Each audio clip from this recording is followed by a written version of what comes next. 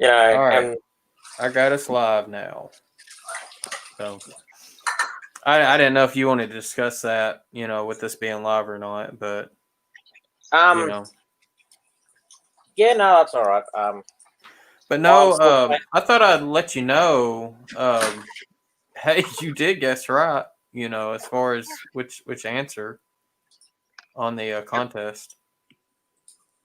hang on, say what? So, on the the STS contest. These Yeah. little dudes.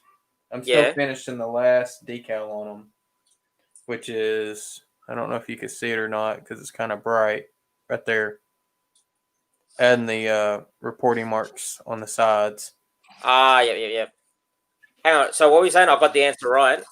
Yeah, you got it right. So you was in the winning pool. It was crazy. Only 10 people got it right, and it was 5 HO and 5 N scale. So, hey, Wow. hey there, Rusty. How about them dogs? I mean, them hogs. He'll get that one. Possum Bay. Yeah. He, So that's his name, Rusty. yes, Rusty. That's Rusty.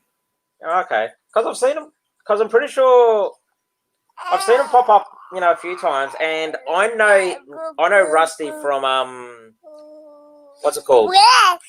Hey, The Ron. nscale.net forum. Oh, there's Ron. Ron, I need you to send me an email. I need to buy some shit off you. I don't have his email. I need it. Hey, Chris. Hi. So, if anybody wants to get on, they are more than welcome to. I'll send the link up here. We're just doing a hangout. Hey, Yeah. Steeler fan. How are you, man? You gonna say hello? Just make sure you got a camera and a mic if you're gonna jump on. But no, I've also got Heath's car that I'm starting on as well. We gave away the two 2020 cars, which, like I said, I'm still putting the decaling marks on them. But yeah, I have to. Yeah, after we get off here, I'm gonna have to jump on and watch John's stream. Yeah, because of daylight savings that we've just had, trying to sort out sleep, and it's like, yeah, But so his car is actually going to be STS 200913. Let's see, mine's going to be 200920. John's will be 200906, and the Ray's will be 200927. So those are going to be our special ones that we did. Yeah. So let's see here. I'm going to kind of go back a little bit. Ron says, I left it in the last hangout we were in. And then Steeler fan says, hey, little one. So I guess he's talking to your kiddo. Yeah. And Chris says, I would if I was not working at the moment. Rusty says, I'm watching while editing a video. Okay, well, I'll be looking forward to that video. Yeah. And then I think I've only subscribed to Rusty only just recently. So I think the last video I saw of his, he was, no. Do not play with the power cord. Put it down. Oh, we got someone popping on. Let's see who this is. It's Frank. Good. How's it going, Frank? Oh, pretty good. Put it down. Put it down. I wasn't going to go back and watch all those videos, so I didn't enter the contest. Oh, okay. Well, you could at least guess. I mean, you had a 25% chance to get it. So I never win anything. Well, I mean, a chance is better than no chance. Yeah. Oh. Hey, it's not too bright behind me, is it? Do what? It's not too bright behind me. I mean, it's not affecting me none. No, so. Don't bother me either. All right. It looks like we got Ron in the house as well. Yeah, I just got to find the right camera. Yeah, I can hear you. So we've got two Aussies and two Americans, eh? How about that? And look, and we're on opposite corners of the screens. Well, I can fix that. Maybe. Yeah. There. Yeah. Now you just need a versus in the middle. At least we can go outside. Yeah. All right, so we got Cross Anchors here. We got Mike from Cross Anchors. You are more than welcome to join. The links up above. Yeah. And then Hey, John Mark. Hey, from the Brian. School Hey, Crew John. River Valley, who did an awesome job at doing the awarding of the contest. Yeah. So Actually, I might actually just jump on the phone, have a quick look, and whilst we're on panel, because that's it was fun how he if I explained can at it least too. watch that bit, then I know how the contest went. So okay. But yeah, I'm finishing up. So I had the cars already done, except for the one last piece I didn't do was, the reporting marks on the front and the back. And so that's actually what I'm working on now, so I can get these things boxed up and shipped out. And then, of course, I'm working on Heath too, which is got nothing on it right now. But I don't see Heath in here. Yeah, John said you didn't win. Well, that's a good thing. Nothing's broke then. That's right. Yet. So, and then plus I finally got my tweezers in from Micromark that I ordered like back in June. So I haven't got to play with those yet either. But I think N scale might be just a little too small to use them. Do any of you guys run consists? I won one. Okay, the problem I'm having with a consist, I can set up the consist, it'll run fine. But to blow the horn on the consist, I have to enter the original address of the loco before blowing the horn. Is there any way to set up a consist where the lead engine controls the sound? What system are you using? Oh, here we go, MRC. MRC. Oh, okay. Yeah. So I can set up locos an old style. I can set up a advanced or an old style, but either way, I still have to go back. Like say, two different loco numbers, two different cab numbers. One's forward, one's running in reverse. I hit the consist number. It goes back to whatever number you set. Like consist number 1, the train pulls out, runs around fine, forward, backwards, everything. But if I want to blow the horn on that lead loco, I got to go back and enter loco 3628 and then hit the horn button. Right. Now when you go back, does it still control the whole consist? No. Ooh, okay. Yeah, that's weird. Like I know when you make a consist, like I run NCE, and I know when you run a consist, usually it's only the lead loco that blows the horn. But if you have JMRI, you can go into JMRI, and there's a tab there that says what functions operates under consist. And you just tick yes horn, yes bell, this, that, blah, blah, blah. I never used JMRI. Somebody told me to download Decoder Pro, and I'd be able to do stuff through that. But so Decoder Pro is actually part of JMRI. Let me get a couple of highs, or actually one high. It's Steve 87th PSAP. Welcome. Yep, Mr. Anderson. Welcome. So, but as far as what Shannon's saying, I also operate with NCE. And I mean, it's real simple. Like, I have one consist that I've got 4 F units, but I also have a lighted caboose on the end of it. So I have my lead loco as the lead loco, but I actually set my caboose, because it's lighted, as the rear loco. So even though there's no motor control with that, I use it for the marker lights. Otherwise, I'd have to get out of the consist and go set up the marker lights and whatnot. But I mean, with the NCE, it's very simple. Everybody keeps telling me that, but I got so much money stuck in this MRC Elite that's. Yeah. I've the hobby shop that I go to, and actually the guy, he contracts me on the side doing decoder installs. He's got an MRC up there on one of his demo layouts, but I've always unhooked the NCE from the other one and plug it in. I don't like the MRC, and that's just my personal preference. Oh, that's I don't rag on anybody, even those digijunks, but yeah.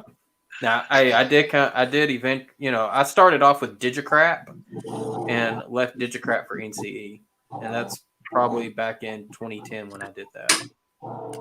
So I find it weird. You're the only person I really know that actually is dissing on Digitrax.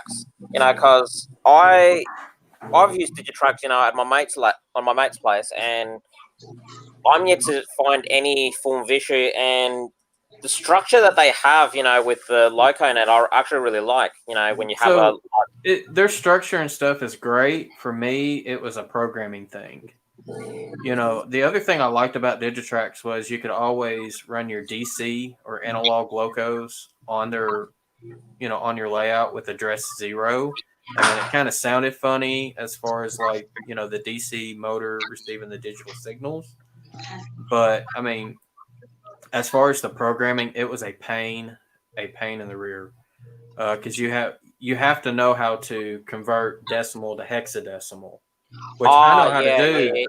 Yeah. I know how to do because, I'm a network admin for my trade. So that for me, it wasn't too terrible, but trying to walk people over the phone and helping them with it, I was like, Yeah, I don't have to do that with MRC. Oh, yeah, no, I can agree with you there. Yeah, no, that whole decimal ball crap, it's like, whoa. I don't have to do Yeah, that alright. with MRC either. But the Elite was the first MRC one that comes out. It won't the older versions before the Elite will run a DC loco on address 0, but the Elite I have will not. yeah. But it will also it'll control switches and everything else that the old ones wouldn't do either. Yeah, well, with the whole running on 0, I always tell people, look, it's a great system. It's a good thing you can use, but I would not recommend doing so because of how it does it and how much damage it can cause to the motor. Yeah, and you definitely can't consist with them either. No. Digitrax can hook up wireless to JMRI, so you can program through that. And then it looks That's like funny you Chris say with that. Go Via or Go Home also uses Digitrax and Possum Bayou. So, I mean, 'Cause they we're got their perks. confident- It's Digitrax is a good system overall. It's good. I mean, they've got their perks, and NCE is good too, in my opinion. But I converted. I mean, mainly for the programming aspect, I prefer NCE over Digitrax. Now, I do use Dakota Pro as well through JMRI. But that's mainly more or less like the more complex things, like messing with the soundboards, equalizers, and stuff like that. Hey, Randall Ellison. How are you, man? Now, Ron, you were trying to say something before? Sorry, Ron. Yeah, we spent the last 3 nights trying to concert drawing all my locos up. And we've done 2 ways. We've got them all hooked up, running how they're supposed to.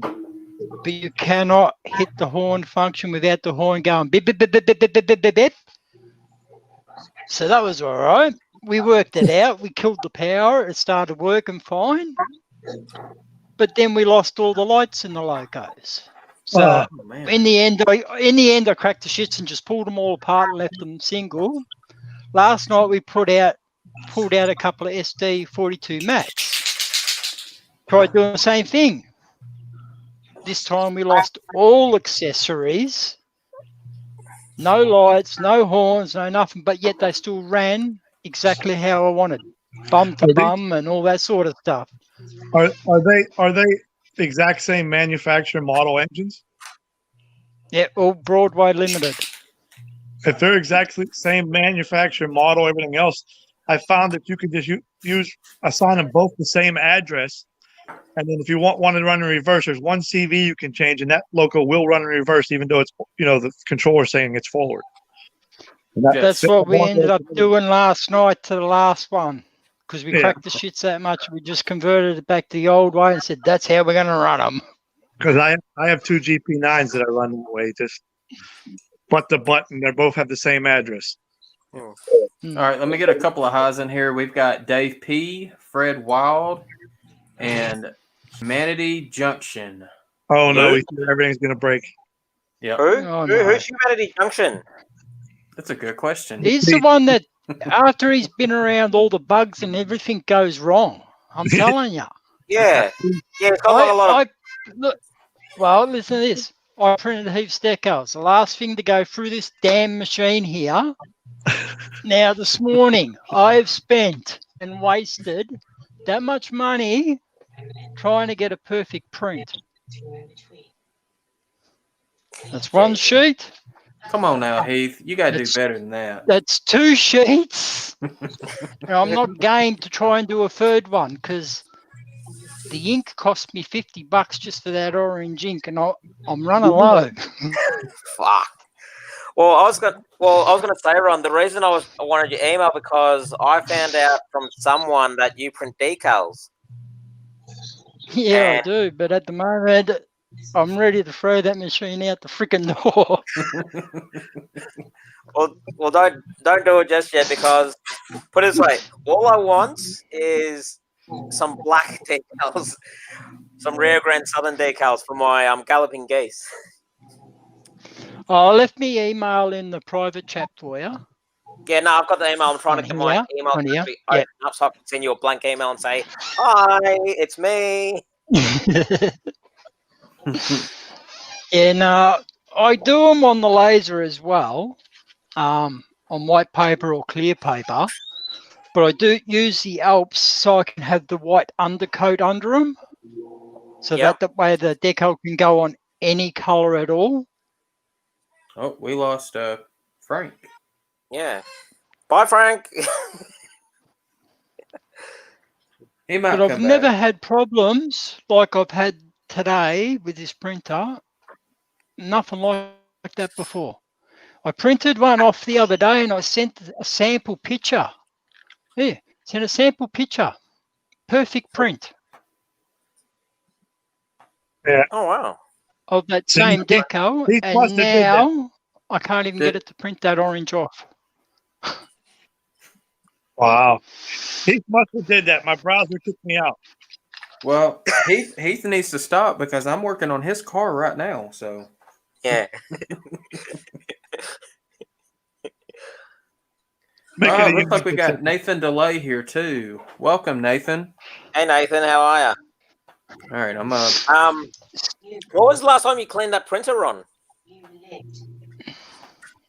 It's the thing is, what a lot of people don't realize, this printer's not like your normal printers. It actually uses You're in the show. Hello. Hey, Brian, what's going on, Brian. man? What's up? Not much. That's Oh, your it is. inks for Hey, you go. printing. So, Ron, is that your Alps printer or is that just an inkjet? That's the Alps printer. Oh, okay. That's from the 70s. That's actually the white. It's the white cartridge. Okay. Yeah. Okay, that clicked in pretty good. That's cool. Well, how is the cross anchor guys doing over there? We're doing good. I'm going to bed though, y'all. I gotta work in the morning. Yeah. Oh, party I had Oh. fun. 4 a.m. comes quick. Woo! And y'all Eastern time too. Yeah, that's real 4 a.m. Yeah. Yeah. For me, that's and here- 3 Have a.m. a good night. Steve, Love you. Steve 87. As far as I know, the Hewlett Packard doesn't print the white how we actually want it. But this is the Alps printer is the only one that I know of that will print the white. Other than that, unless you go back to the old Oki system, which is the same thing, cartridges, nothing else will print white. Hmm. Because I looked at the one that Micromart was selling, and you can't use it the same way as you use this layer printing to get the white down first, only where you want it. It just puts this big square blotch there. You're working on Heath's car.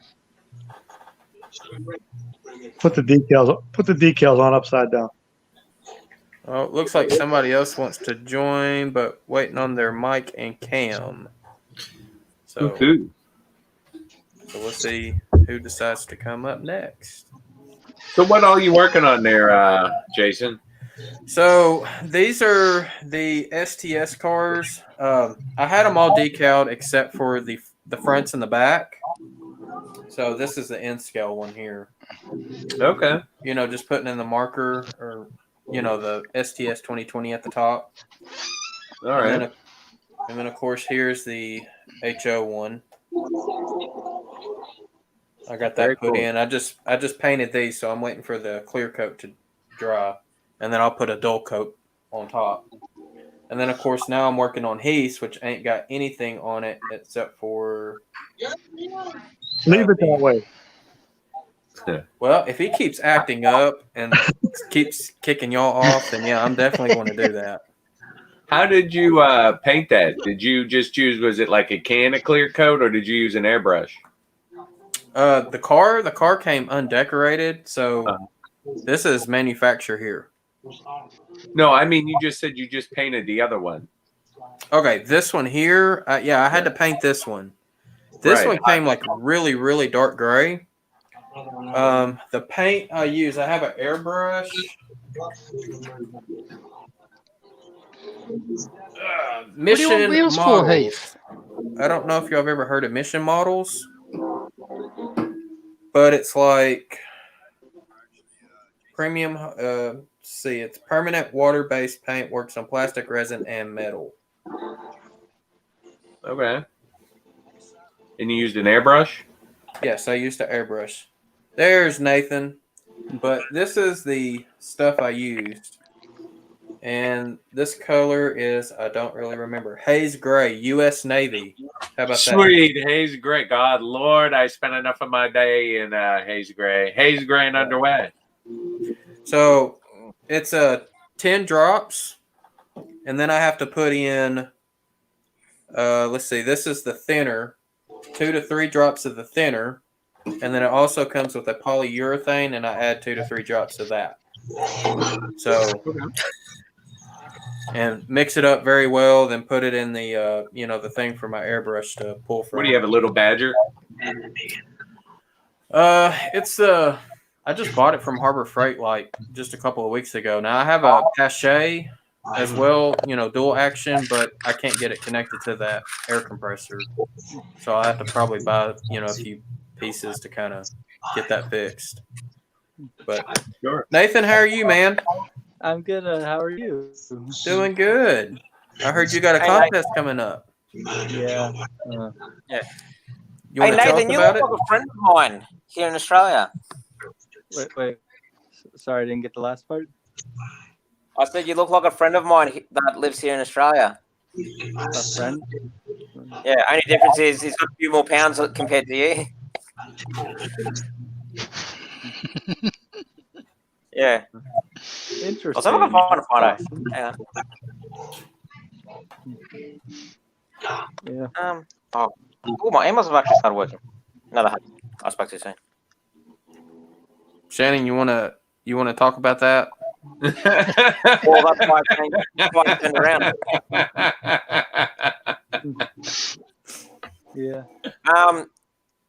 Yeah. Heath, I'm hiding your big toy. That's what I'm hiding.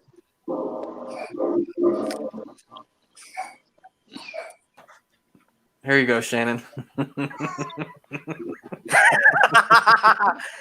Yeah, unfortunately, it's you. Oh, Heath. He called you out. Oh, man. Oh, God. That's hilarious. Yeah. Actually, how was the other day when me and Ray both were just sitting on the camera just telling dad jokes? Speaking of, I got one, but it's not really PG, so I'm not going to go there. Yeah. I guess it depends if it's like if the account is set for YouTube made for kids or not. Yeah. Well, that's the thing. There was a dad joke I saw the other day, and I wasn't going to say it, that day because like it's early in the morning. There's going to be a lot of kids up, and it is very sexist. But I had a good laugh about it. I guess my channel shouldn't be made for kids. Like not because there's bad on it or anything, because of the soda cutting and how sharp things can be if tried at home. Yeah, well, as many. What's up? Say hi, honey. Hi. Hi. Hello. Yeah. Does he look like Daniel? No, I was gonna say Josh. Josh? But yeah, Daniel, I guess. I Heath reckon is he looks kicking like Frank Daniel, off like Josh. again. Come on now, Heath. Kicking him off of what? Yeah. Everything's Heath's fault. Oh. So we blame everything on Heath. Come on, Heath. Come What on. did he do to start Bring it. Right here. Look, free shot right here.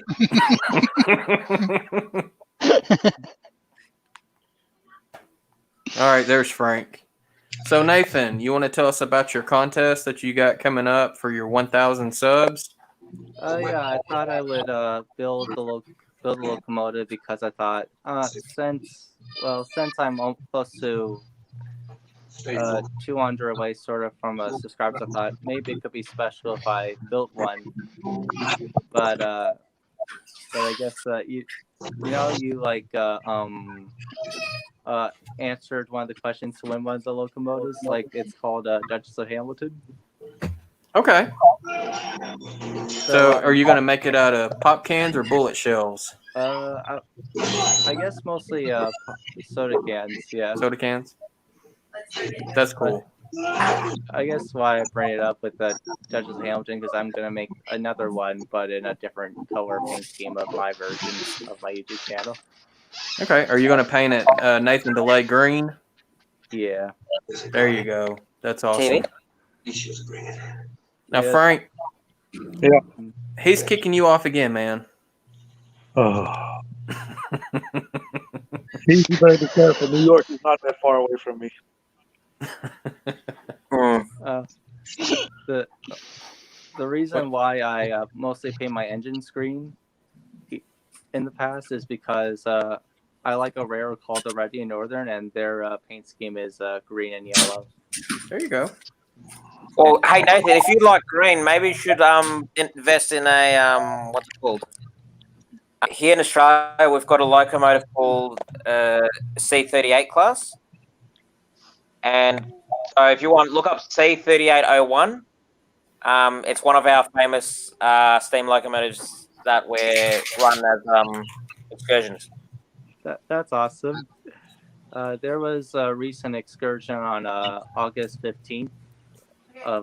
It's a famous locomotive called the 425 of the Reading Northern Railroad. I guess like the interesting part about the colors of Reading Northern is they're no longer going to be the same colors because they're going to turn them into a gray and a red. But I think it's cool and bad because I like the colors, and that's what my logo and everything's based off of, the Reading Northern.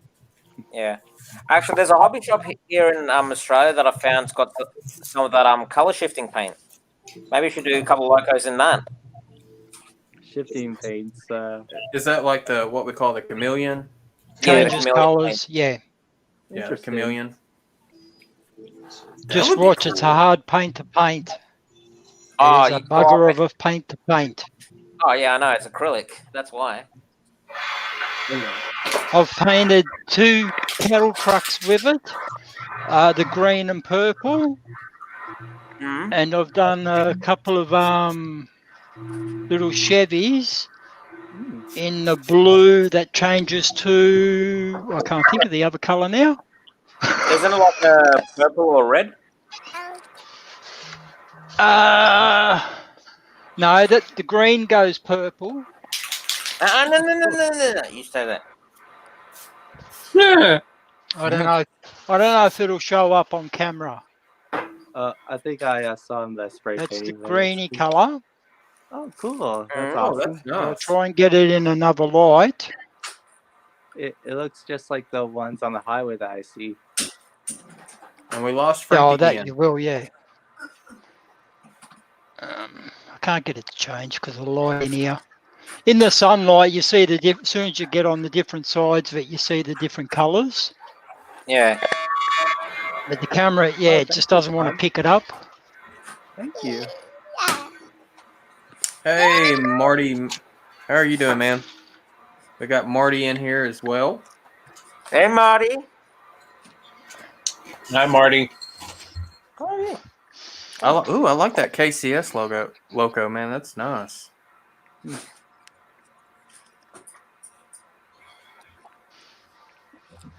So, John from the Schuylkill River Valley says Nathan has 879 subs, so only 121 to go to his contest. That's So cool. hopefully that won't take long. Yeah. No, I shouldn't. Wait, what are you doing, kid? Just trying to get up. I can see That that. 1,000 subs, that's a Whoa. huge milestone. Yeah. Yeah. That hasn't taken you long to get that far, Nathan. Yeah. Okay, you take him. I remember when you only had 20. Yeah. Oh, I still got like 169 subs on my channel. I'm down to 362. Well, I'm last working I my way checked, down. I'm at 295. And if I can gain 5 more, I'm I'm not going to gonna- be giving some stuff away. Mine's not going up. Mine's going down. There you are. All right, Ron, you got a question from Steve, 87th PSAP. I think he was talking about the. No, that's. Hang on. I'll show you the difference. They're American cattle pods. Those ones. Okay. Oh, cool. They're your Promatech Herpa models. So they just come straight out of the shop like that. These are another American cattle pod, but these are custom built kits. Wow, that's impressive. Yeah. Oh, wow. Triple axle. And then you have, once I find it, I've got one in the process of being built at the moment.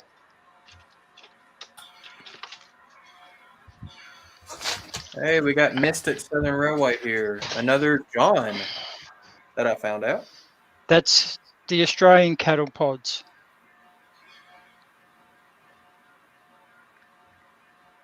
That's one I'm building at the moment. Oh, that's cool. Okay, that's neat. I love what I'm just looking at what Mystics is just saying. Did you say that? Did you say that, Jason?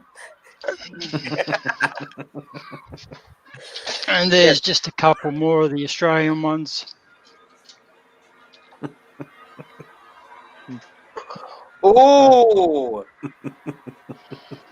Ooh, hey, oh. Do we want to go there, hey?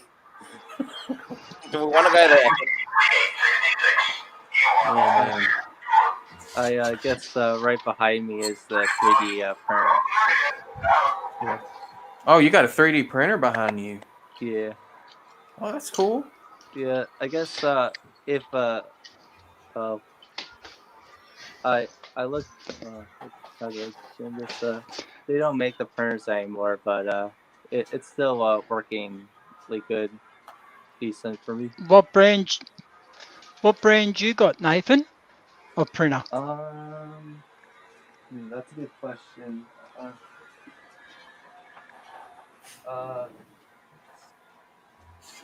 If I could show it. How do I think it's right? Show us the control box on the side.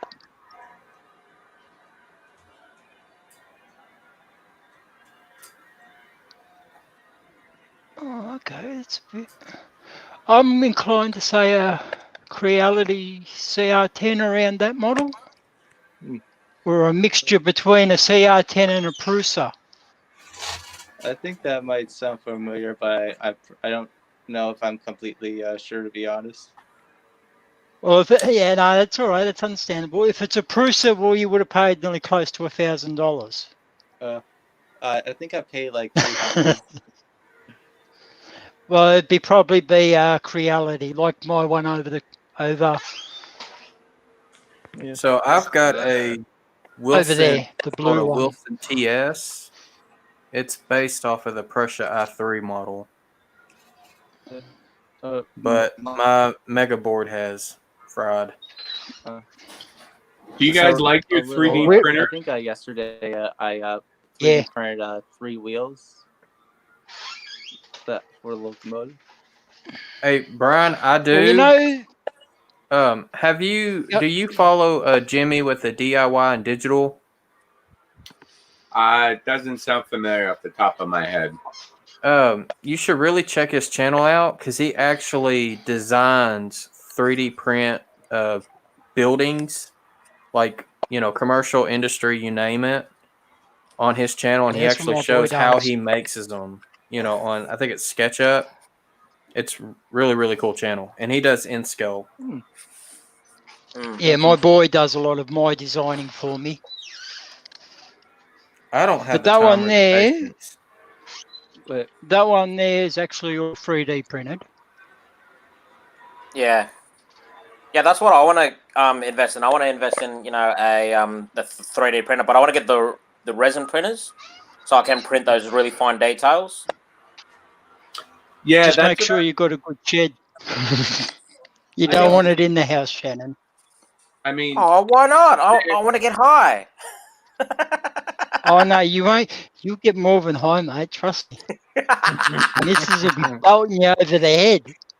My one sits here, hooked up to a fan to suck all the Yeah. fumes outside. Yeah. Now, it's not the day you're printing that you worry about. It's the couple of days after of all the after smells coming from that damn printer. Yeah. How much does it cost to get a printer where you could actually print layout stuff, make useful things that's big enough to like print things that you can use and all that type of stuff? How do you got to spend like on a useful printer? It depends on They the quality. vary, like Well, one that's going to have the quality, to last a little bit, but turn out a nice product and everything, not the most expensive, not the cheapest, what do you got to lay in? A good 1,000, 1,500? Yeah. Like Yeah, for I would say definitely entry level for a decent size. I don't know what all it would do for O scale because I know y'all do O, but yeah, $15 easily. For something that could maybe do some small structures for this. O, but One of the Yeah. biggest secrets behind these 3D printers is you have to take the time to dial them in. yes. what? If you don't get that printer set up properly, Oh, okay. right, and even when you do your prints, if you say get a print off someone offline, okay, and download it, put it through the slicer, go to print it, and then you find out your prints are failing. And you think, why? They reckon it's a good model, but you go through the slicer and start breaking it down into layers, and you'll see the problems of that print, what they've done wrong and stuff like that. So it's sort of a give and take. Sometimes you get good models offline, sometimes you don't. It just comes back to how the file has been produced and how good you got your printer set up. Like our one there, it took us 3 months to get that to print a perfect print. And it was all a matter of dialing this in, changing that setting, and just little mind-blowing things that you think, it should be working. Why ain't you doing that, So it's like anything else electronic. It never works as Yeah. easy as they advertise it. It takes a hell of a long time to figure it out. That's right. Yeah. Yeah, the most important thing of all, sometimes when you're printing something, is the bed is most important because you need it to be leveled, and if you don't have it leveled, the print will go poorly. Yeah, it'll go askew. Yeah. Sure, You're you got exactly to right. And also, set your tools up correctly straight from the and do shop. everything correctly. our CR10, when we got it out here, set it all up and leveled the bed perfect, but we were getting a problem. Nothing was sticking in the center of the plate. We shoved the ruler on the plate to find out the glass is bowed in the center. Oh. So we turn it over. You got a high-rise center. Now, we went out to Aldi's. now I can't, IKEA, and went and brought a cheap bunch of mirrors and just sat the mirrors on there and tossed their glass plate off, and we haven't looked back. We've had perfect prints on the sticking to the base and everything. Now, what type of material are you using, Ron? Are you using ABS or PLA or what do you use? PLA and PLA plus. I use PLA as well. Your Okay, PLA plus is actually stronger than the straight PLA. Interesting. I did Hey, not we know got about that. John 2618 in here as well. Welcome. Yeah. I was gonna also say, like, I haven't invested in a printer yet, but I'll wait for Brian to come back because I know he'll want to hear this so he can figure out how much detail he wants to print. Yep. And then, of course, Heath has got a question for Brian. We've also got Risden and Rome Model Railroad, and John Arthur is here as well. We've got a lot of Johns in the house. Maybe all the Johns should just start doing their own show. Welcome to the John and John show. The cops will show up.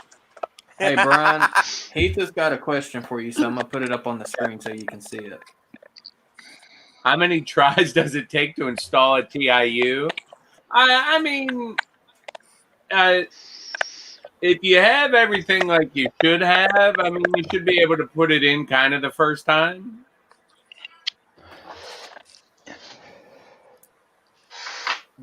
Yeah. Yeah. Hold on, I'm testing a locomotive that I think just stopped.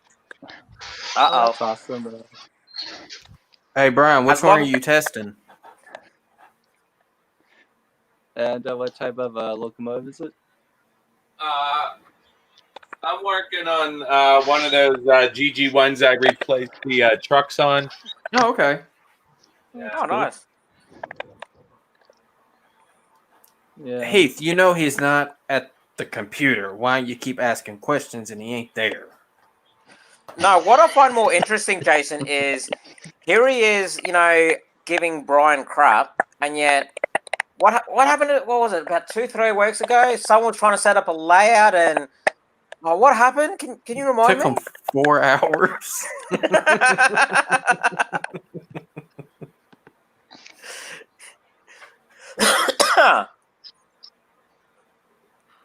Oh. And then And the in last, that 4 the hours, last how module, long he did the kept train thinking- run? Well, his last module, because I'm speaking on his behalf because he ain't up here to speak for himself, but his last module, he kept thinking that was a wiring issue, and it was because his track was dirty. Interesting. Yeah. Oh, yeah, like the train would just go... And John's like, please don't make Heath go up there. Oh. Oh. Yeah, this is... So how much quicker was it, Heath? 3 hours and 45 minutes?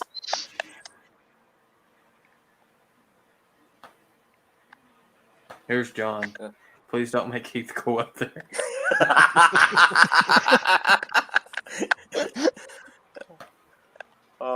And you know what the sad thing is? The sad thing is, if you go back like 3-4 months ago, that used to be me. That used to be, don't make Shannon go up there. What do you mean? And Three now- tries to install a TI? Oh, wait a minute. That was the TIU's work. That was the video getting screwed up.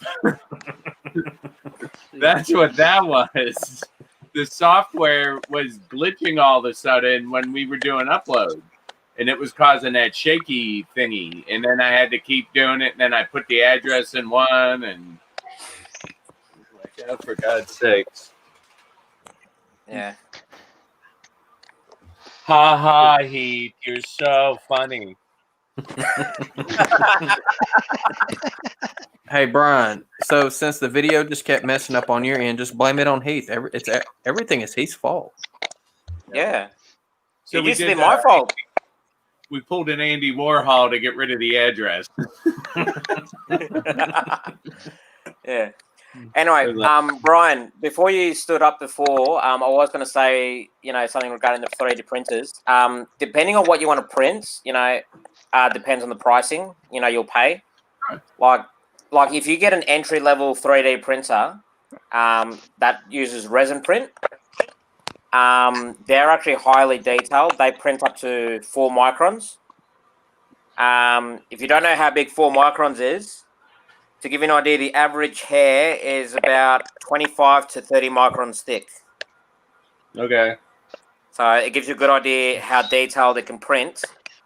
So if you want to do like really fine detail, like print figurines where you can actually see their facial features and everything, you'd go down that route. But if you're going to do something like box cars or, spare parts for your locomotives or rolling stock, anything like that, then I guess a standard, a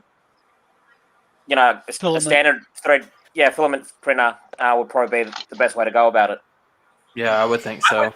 I would think I would use it most commonly for like scenery applications and stuff along that line, So I mean, I don't know. That's what I would figure. It's never going to be. I've never, nothing worth having is ever the cheapest one.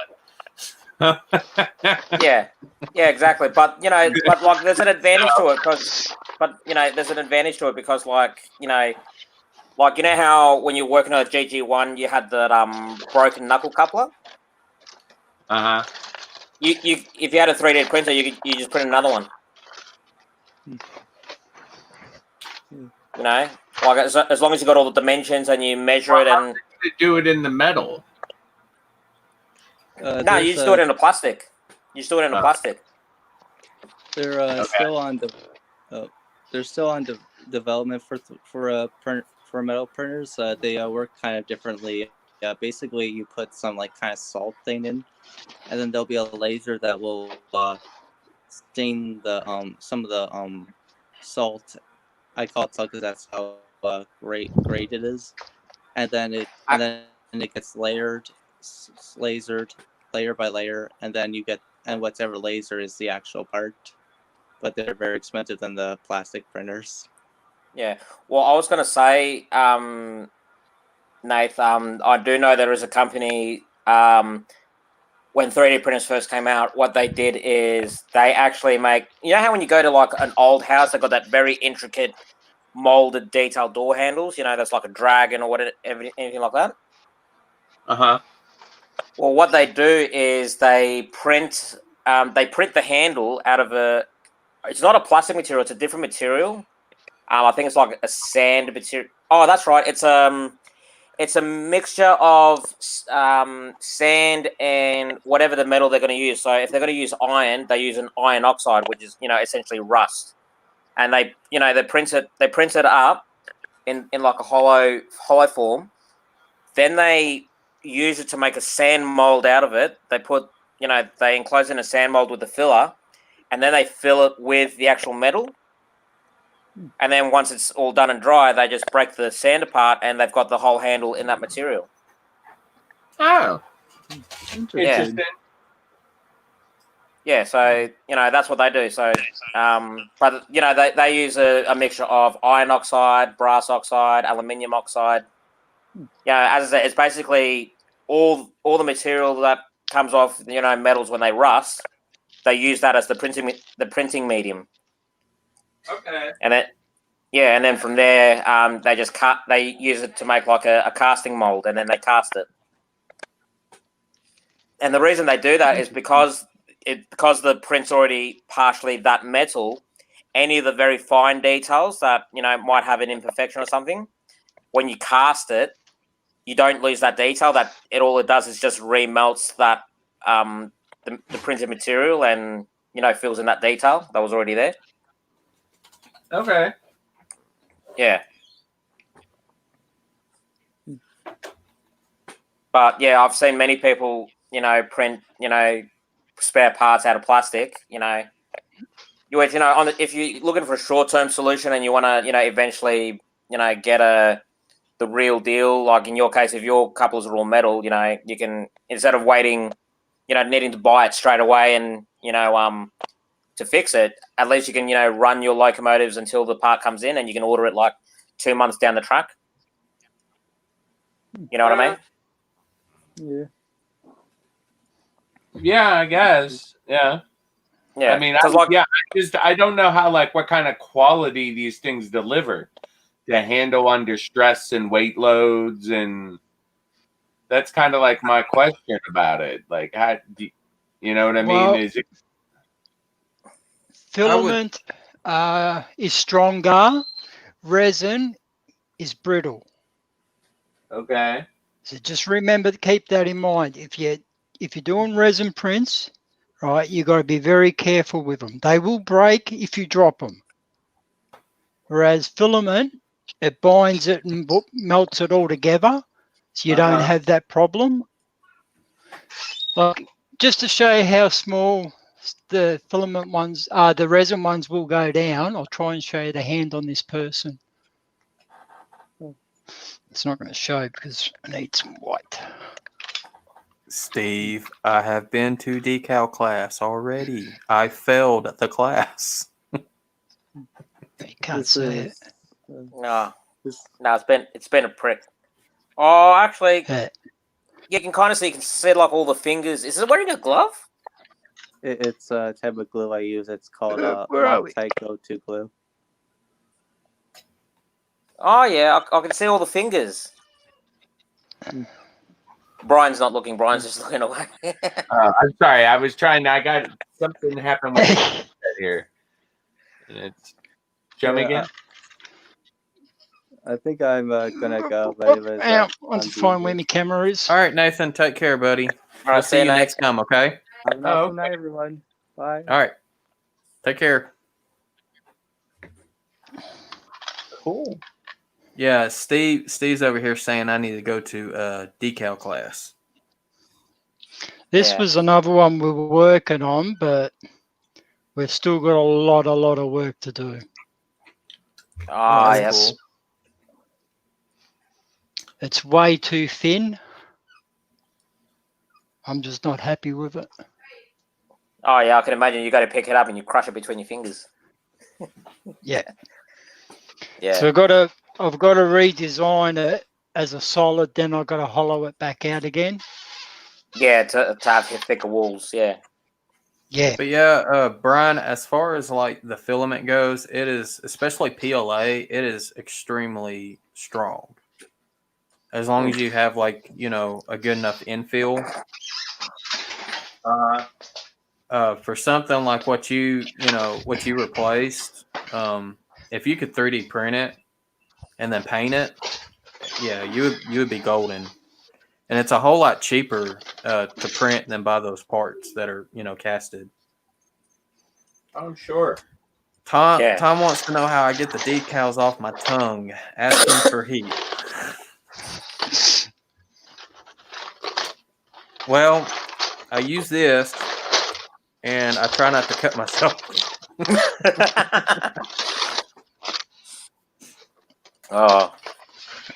So this is actually Heath's car that I'm working on right now, and this is where I'm at so far.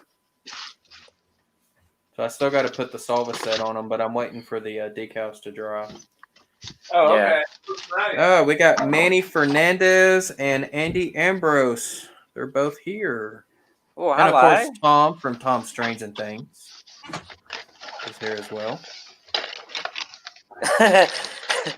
Heath, watch what you say. Watch what you say. Yeah, Heath has a hard time dealing with my southern accent. Oh, and I thought everyone had a hard time dealing with my Aussie accent. You think I'm ignoring you? I'm trying to work on the next video. Heath, your OnlyFans video, we don't want to know about, all right?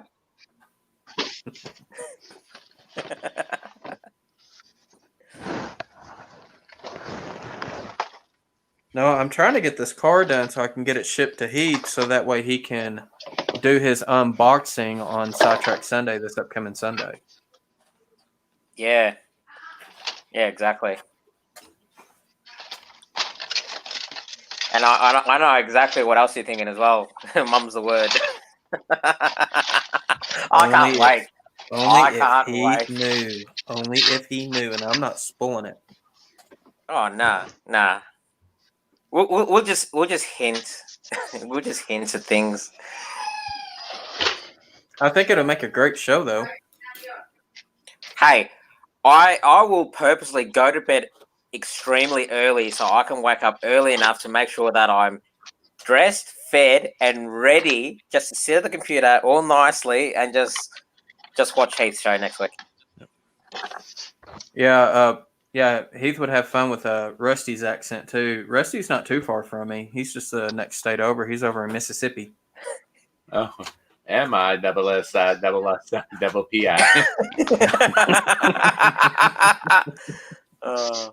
Yeah, I gotta pick on Rusty for a minute. I guess when I did my mail call video, I had my Razorback shirt on. Arkansas is known for like supporting the Razorbacks. I mean, that's our team. And so Rusty is, I guess, a Mississippi State fan and said Hell State as, his comment. And so Arkansas went to go play Mississippi State yesterday. And I didn't watch the game because I was, real busy with other things. But comes to find out, Arkansas beat Mississippi State. So, hey. Hey. Andy, I am not from Louisiana. I'm just barely north of it. But a lot of my family is from southeast Arkansas, which is close enough. So the Arklamis area is what we call it. Yep, that's right, Mystic. Pig Suey. Big Suey. Yep, that's our chant.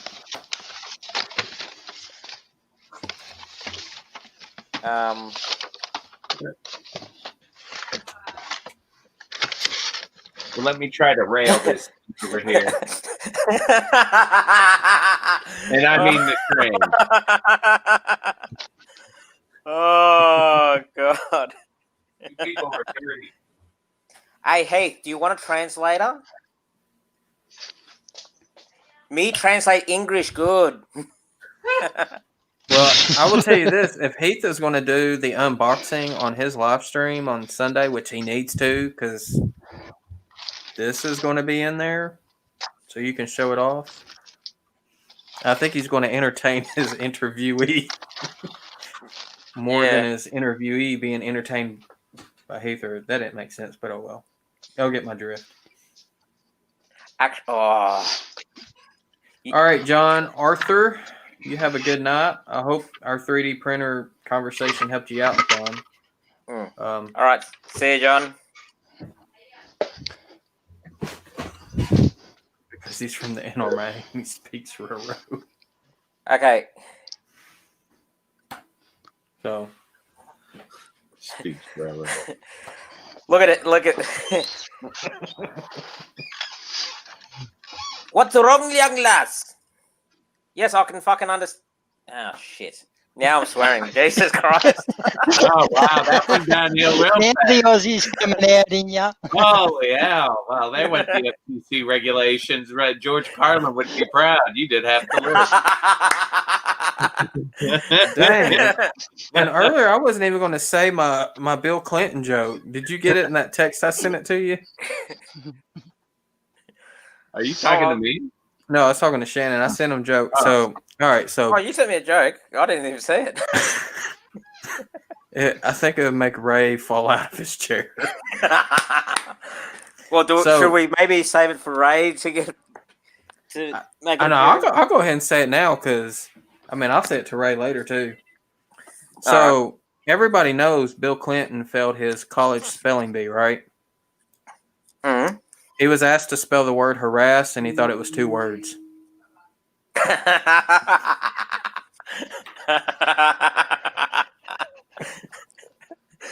Oh. Okay, well, if you're coming out with that, I may as well come up with this one, which is labeled as a dad joke. Don't ask me how it's a dad joke.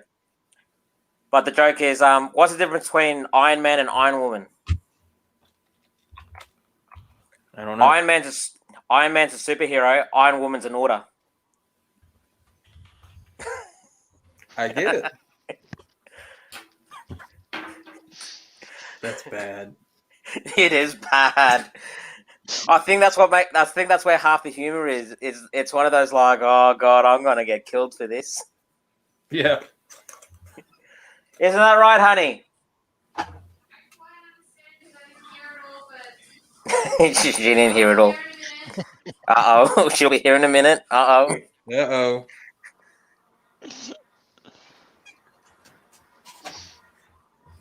Uh-oh. Yeah, so Heath, how are you going to have trouble understanding a Scottish accent? There's nothing wrong with their accent.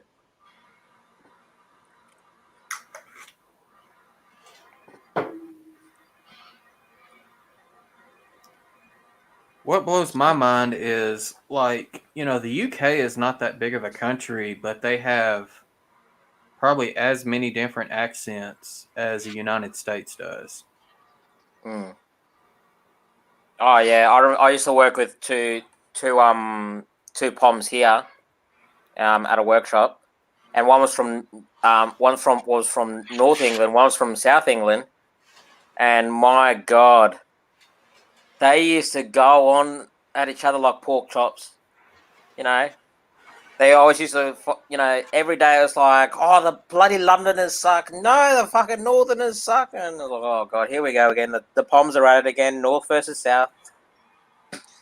And the amount of times they never get into punch-ons is like, Jesus Christ. Green Street hooligans in the house. Well, that's like on YouTube Tuesday, you know, while I'm at work, you know, just doing my thing. I'm watching, you know, Barnabas Junction, the other Jason on the other side of the pond. He'll get, like, you know, people at the end of his show, and I'm like, holy smokes. Taff, I think he's got like a Welsh accent, which is very, very different than, you know, of course, Jason, which I think he's up in Crewe, which is like, I guess, middle UK. I really don't know the UK that well. Geographically, I'm retarded. Yeah. So, CAMP Railroad. Hey, bud. Welcome. Hey. I can hear Brian running his GG1. Now, all Brian needs is a blackjack. Yeah, those are always so expensive. They're always more. Yeah. I'm trying to get. Oh God, we got trouble. Oh. No. Well, there went the value of the neighborhood. All right. Okay. Nice seeing you guys. We're all leaving. Ta-da. What's up, Heath? I can't hear you, bud. Speak up Every for time Heath jumps on, it's always. When I start calling you Fishbowl Heath? Yeah. He still can't hear him. He's still muted. Heath, get out of your fishbowl and use your lips to make sound. What's this joke? What's the difference between Iron Man and Iron Woman? I don't know. Iron Man's a superhero. Iron Woman's an Heath, order. can you hear us? What? Iron Woman's an order. Still can't We hear can't you. hear you, Heath. What? Yeah, I can hear you. I mean, what? Oh, there you are. I'm trying to get it onto my AirPods ever since I I'll explain to you updated my later. iPhone. Yeah. It won't connect anymore. It's a terrible I joke. just have such problems with these things now. Well, it's your fault. Yeah. So your fault for trusting Apple products. So I'm using my Try and fancy product. my laptop camera, my laptop microphone. Gotcha. That's why you sound like you're in a fishbowl. Exactly. I think I've just come up with a name that's going to stick with Heath for a long time. Fishbowl Heath. Fishbowl Heath. I doubt that. I think the Blaine Heath thing is going to last much longer than the fishbowl thing. Oh shoot! I just realized it's 10:15. I gotta go take the dog out. I should take my dog out first.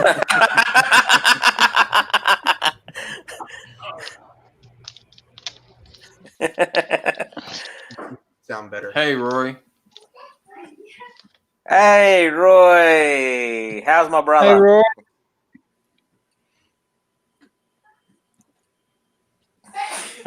I just told that joke to my wife, and my wife still doesn't get it.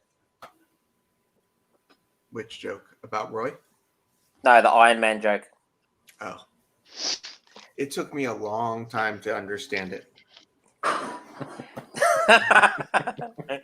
Well, clearly you haven't been on the backside of your girlfriend's hand. I do everything I can to avoid that. Oh, but then there's no fun in life.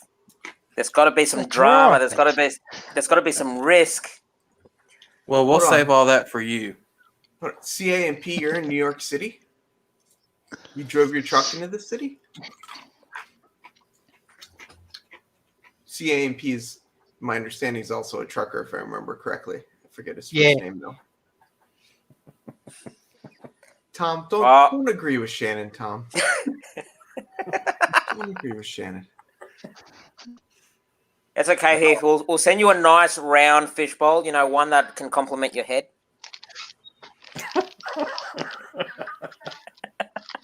Don't make me get my polishing cloth out and blind you guys.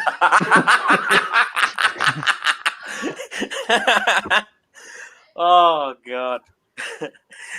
Oh, we could go like this for days, couldn't we? Oh, cool. Oh. So, Oh, Roy, nice. how come you never come to the Bronx? CAMP's there. Did you say that to me? No, No, to Container Man Roy. 68. Say, what the hell are you asking me about the Bronx? No. CAMP and Container Man are both truckers. Oh. And Container Man says he'll never come to the city. But CAMP just said that he's here tonight, so. CAMP Ooh, is a proper person. Andy digging at Roy. Oh, this show is becoming a boxing match. I don't have a bell, but ding, ding, ding.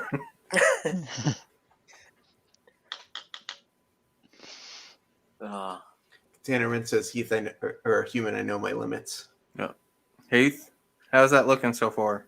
Hey, it looks good. I think I need to take, hold on, that one. That needs to come off, I think. Yeah, off of mine? Yeah. It's okay. I got some nice end scale decals coming, so I can just put it back on. Oh. Actually, Actually, the they funny won't be thing, too far away. yeah. Actually, you know what I find stupid? You know, with decals, micro scale. When you go to them to ask for customized decals, my God, they're losing on so much money on not doing custom decals the way they should be doing it. Yeah, they require like a huge amount. Yeah, 250 prints. But if you look at it, they said that the smallest print that they'll take is a 2-inch by 2-inch. Really? Yeah. Yeah, there's a lot of places like that 2-inch by 2-inch is the minimum. So I mean, if you really think about it, I mean, it's not real small. I mean, you know, like typically from like the tip of your thumb to your knuckles, roughly an inch. So 2 of those. I mean, Yeah. 2 by 2. So. If that's their smallest, they wouldn't even do in-scale decals then. Well, that's what they're saying as far as like the smallest would be the smallest size cut they would do. So you'd have to have at least 250 sheets of 2-inch by 2-inch. So if you're doing like N scale or Z scale, you would actually have several decals on that 2 by 2. Yeah. Yeah, because all I wanted was just literally one print of a Rare Grand Southern human. I go where my boss tells me, and it doesn't involve New York City. Probably good to listen to the boss.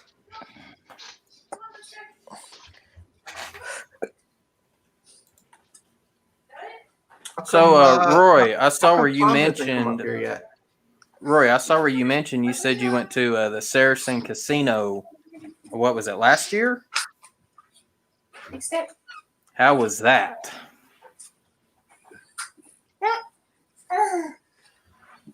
Can I get anybody anything from the bar? Yeah, I'll take a White Russian. Yeah, Jack and Coke here, please. You know the freak Oh, that was abides. last night. That was the last night, Jack and Coke. Yeah. I'll be right back. Honey, did you realize we left the gate open all night? Yeah. If you need to drop me down, go ahead, Jason. I'll be right back, though. Oh, you're good. You're good. Tom hasn't come up here yet, or even Steve. Steve 87th PSAP. Yeah. Nobody. Actually, I was gonna- Roy, where's Container Man? Yeah, nobody's in the actually- basement. I'll post the link Yeah. again. Yeah, actually, hey Tom, remember that thing we were talking about on your Discord the other day about interviews? Yeah, my timetable's changed. So if you want to, send me a link and interview me on your show, I'll be happy. I'll be more than happy to.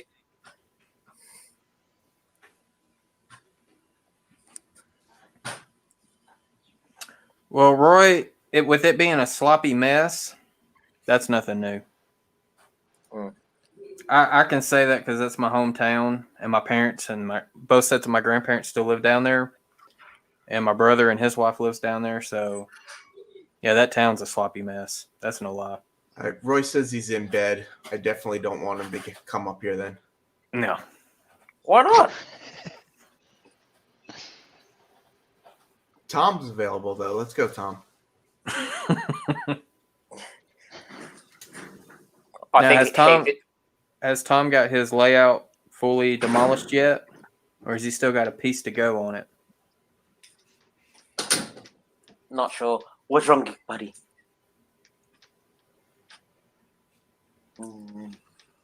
Dad. Ooh. Thumbs up? No. Justice isn't. Ooh, damn. Tom, are you going to be on tomorrow night? Yeah, what's Tom doing tomorrow night? Play nice. Oh, big I had a 24 by 41 layout in my Peterbilt for many years. Dwayne, is that inches or feet? Well done. Nah, that'd be inches. CAMP, come on up. Yeah, come on up, CAP. I forget his first name too, and I feel bad. I'm still trying to learn everybody's name. Yeah, it makes you wonder though. Like, how do school teachers do it? They know the kid's name, the parent's name. It's like, Well- how do you? Well, because they don't call the kids by their nicknames; they call them by their real names. So, Yeah. Jason, if you haven't seen it, check out CAMP's got a video on his. I think it's his disco car or something. Yeah, the It's got party sound train. and lights, and yeah. Yeah. Party train. Speaking of, let me get him up here. Hey Tom, you should test out your What's other up? computer tonight to make sure it's going to work tomorrow. Good morning. Hey, CPAMP. So I Welcome do to gotta New York say one City. thing. You probably noticed quite a few views on that party train yesterday. Because I was at the hobby shop showing everybody that. Oh. Yeah, I've been told I need to make a second one. I'm like, no, it's too much work. Too much work. Maybe later. If you want, you can build me an N-scale version of that car.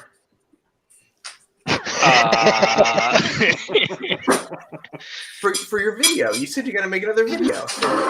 So yeah, about that. Them boards really fit to begin with. I have no way how to shrink that down anymore. And is that you making all that racket over there?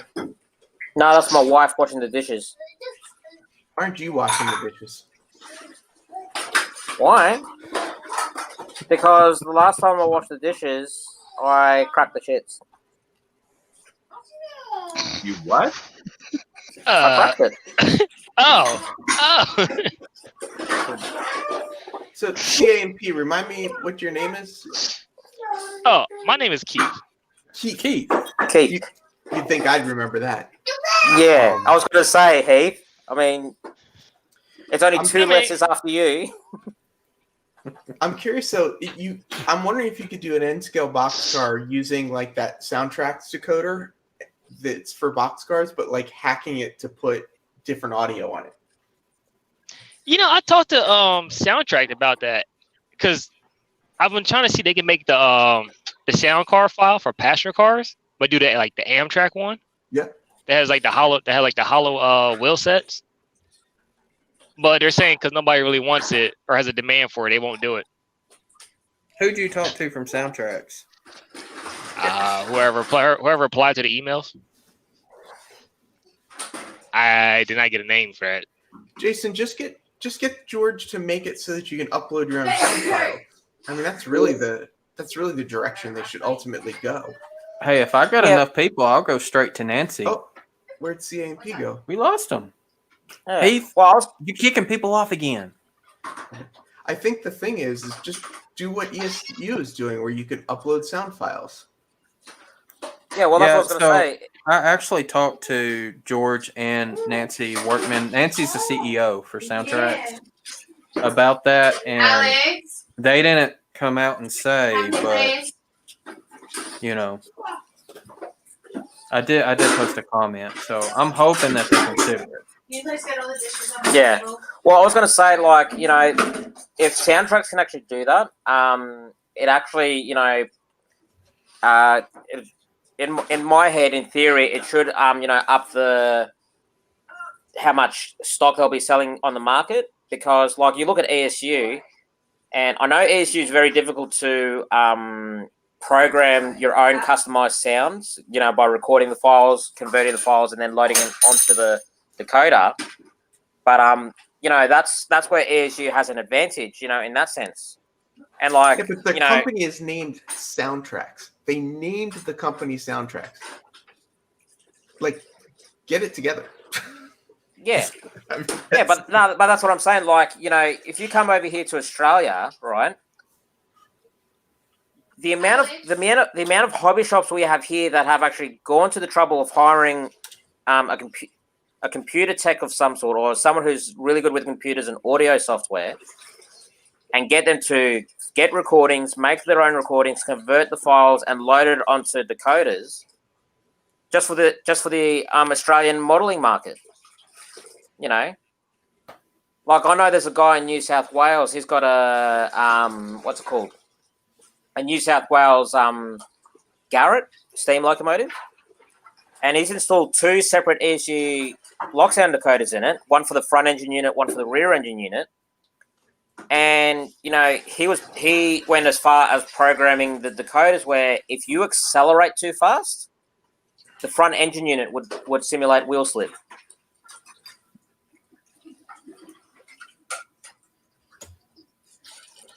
So, you know, if Soundtracks can, you know, come to the ball game and, you know, make the market more competitive, you know, it'll benefit everyone, I reckon. You know, Well, it'll benefit their sales. Other branded decoders will come down a little bit, and hopefully more people start buying as a consequence. I will let you know, Soundtracks is watching ESU. Yeah. Oh, who wouldn't be? I mean, like, look at how far ESU have come since they first came onto the market in 2001. You know, they've been constantly developing and redeveloping, and now with the V5 lock sound decoders, you know, they're just proving how much more technology you can put in such a small space.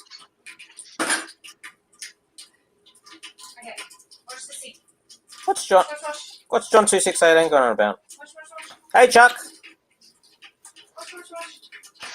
Hey, Shannon, do you know the answer to that? ESU decoders, do you have to have the ESU programmer to upload sounds?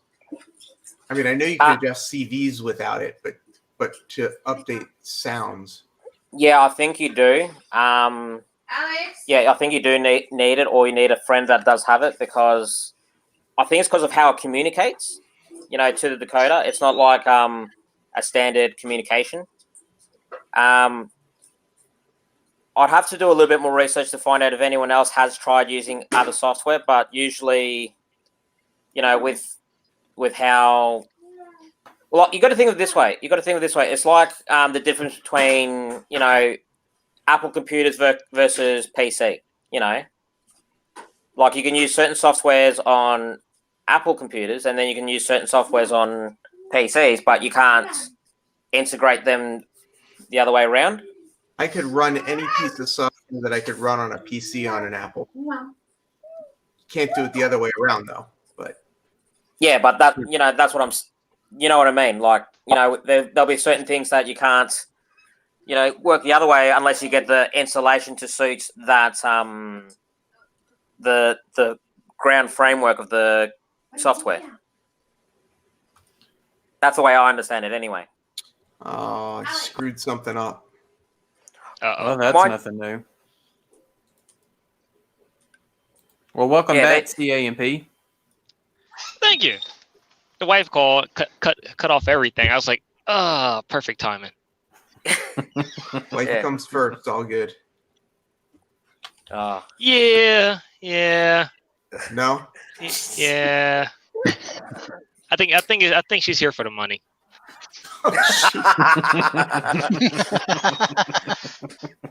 That's like my wife. My wife's here for the kids. See, I can say that because I know if I said it to her in person, she will agree. Say, yeah. Once you get the paychecks, you can leave again.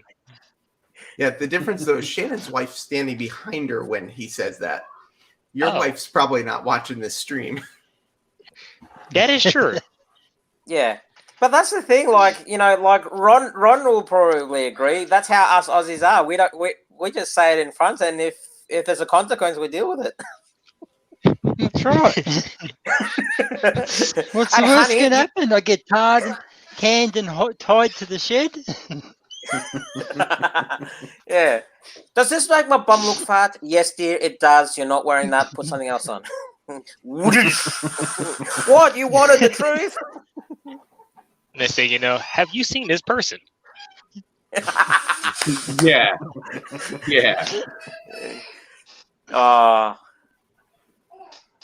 My wife's just looking at me like, what the hell are you? Oh, she gave me a greasy look. Oh boy.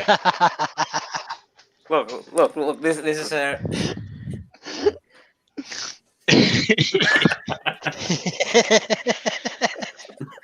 Shannon, you keep it up. You're going to be in the doghouse tonight. Oh, I get to go camping?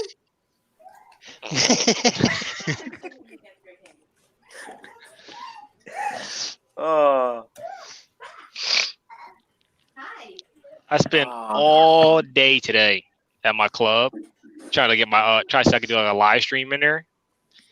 Yeah, that felt hard. That you got like a minute posted or something, or 42 seconds posted or something. I was looking at that. I was like, what's going on here? So our club is in the basement of a theater. Oh. And cool. So there's like one section of the whole club where there's actually a service at. So I figure I put my phone there for a hotspot. My laptop's like 30 feet away. I should be able to get this to work. 4 hours, and yeah, I was ready to blow something up. I was like, I give up. I'm done. And then when it finally did work, I realized it was like worded with like a potato status. So I said, nope, not doing this. Jesus. Where is your club that you were at it this morning and you're in the Bronx today? So the one club that I was trying to do the video at, we're based in Cinnaminson, New Jersey. So probably about an hour and a half to. If you know where Camden's at, we're about 15 minutes north of them. I know the club I go to in Jersey is I think it's called the Model Railroad Club in Union, New Jersey. We're about an hour and a half south of them. Okay. Did you say just above Camden? Yeah. Oh, okay. All right. Is it still in Camden County? I think it's considered Burleson County, maybe. I used to be the Navy recruiter down there. Oh, okay. Yeah, I used to. I used to be the recruiter in charge at NRS Woodbury and the recruiter in charge at NRS Vineland. What was the first name of it? What was the base of the first name? Woodbury. Oh, that's not far from Camden. No, it's not. It's about. If you know where like McGuire Air Force Base is. Yeah, and Fort Dix. Yeah, it's about 25 minutes south of there. Yeah. And the Pine Barrens. Oh, so you got to worry about the Jersey Devil. Yeah, pretty much. Yeah, it's literally you just drive through the woods like bing, civilization. Hey, look, there's a theater, there's a club. Oh, look, trees again. The Pine Barrens.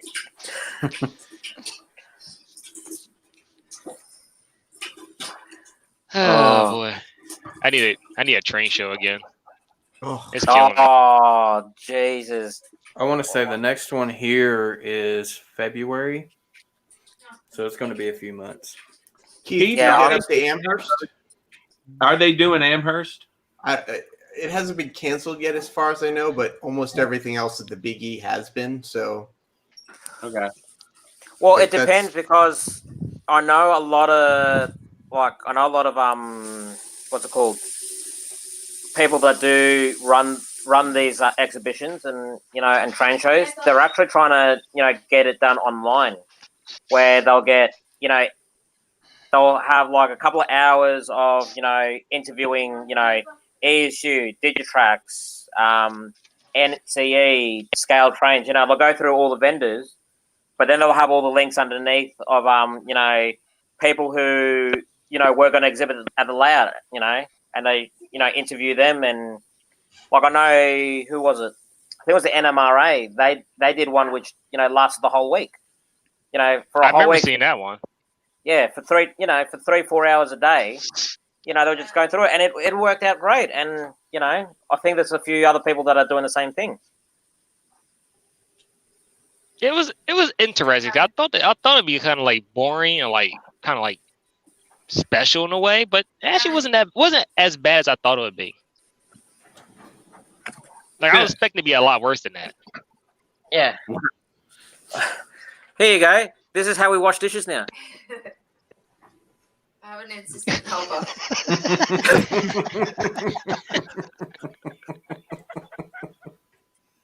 Nothing wrong with that. Yeah, and to answer John's question, yes, I am wearing pants. Why was that a question? I'm wearing shorts. Why is that a question? Because all everyone sees is this, roughly.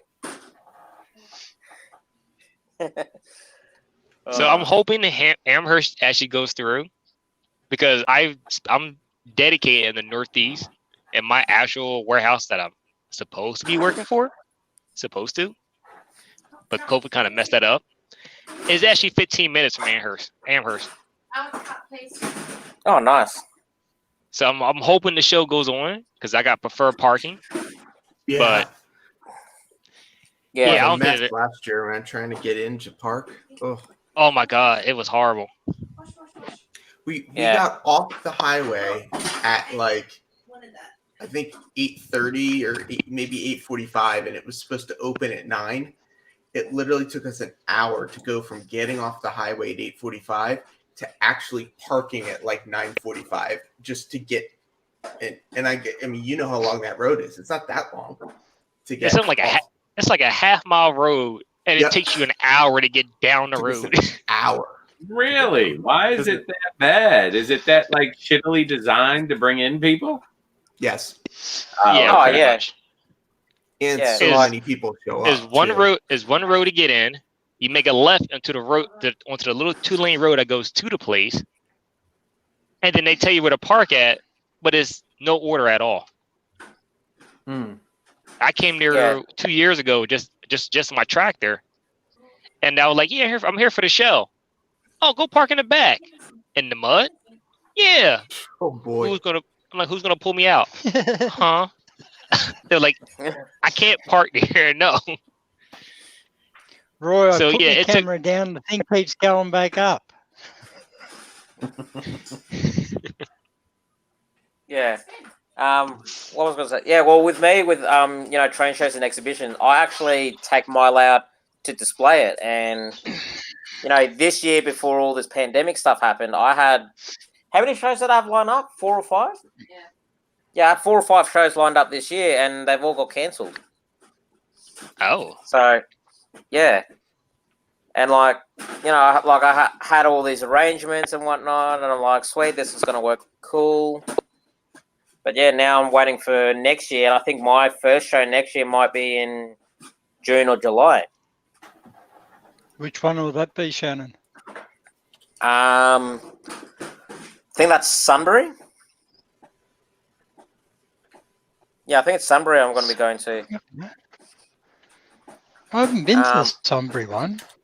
Oh, it's not that big. There's maybe 1, 2, 3, 4. I think last time I went there, there was about, I think there was about a dozen layouts last time I went there. When Yeah, is 'cause the it's very See, it's been about 3 years since I've been to one. Last one I went to was Sandown, and I was that don't even bother with disappointed Sandown. because every show that you seem to go to lately, it's just the same shit over and over and over. Same nah. people, same layouts, nothing changing. Well, yeah, the reason for that is Sandown has become very political. There's a lot of politics that's gotten behind it, and costs. Because, like, I remember someone saying, for Sandown, for them to hire out the Sandown Raceway for the exhibition, it's like 20 grand, and that includes, supply and power, security. So they have to break even, because last year I went, I think the tickets were $20 an adult. Whoa. Wow. Yeah. Wow. That's a lot. Yeah. Jeez, I think Caulfield was only 16 an adult. Yeah, 16 an adult, 25 for a family. Yeah. Yeah, so, but no, Sandown's become very political, and because of that, a lot of exhibitors have actually started pulling out from it because they don't want to deal with it. That's what's happening there. I was going to do one of the shows with one guy from South Australia, and he ended up pulling out at the last minute because of political shit. Yep, that's why now it's no longer known as the Sandown Model Railway Show. It's now known as the Sandown Model Railway and Hobby Show. And what they're doing now is you got majority of it's model trains, but you got RC cars, RC tanks, RC planes, RC, anything RC, and then in the middle of the courtyard they've got drone racing. And I don't know. I gather all the RC. I gather all the RC stuff's all the big stuff. Yeah. Oh, some of it's big stuff, some of it's small stuff. Yeah, but how small? How small? 1/64 scale. That's still big. Yeah. Yeah, but I'd some of it's rather really see cool. 186 or 187. Sorry. Yeah, but no, like some of the guys bought in 1/5 tanks, 1 to 5 tanks, and literally, like they'll be going around the whole exhibition, and every now and then they'll go, jump on, kid, jump on the tank, or we'll give you a ride down to the next layout, and there'll be a kid sitting on a tank.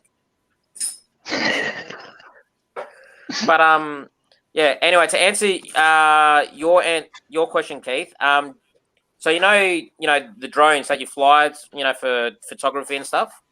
Yeah. Yeah.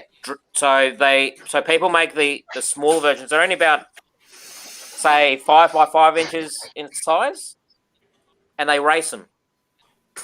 And yeah, and basically you look at what they do. It's all acrobatics. They have to do a course and everything.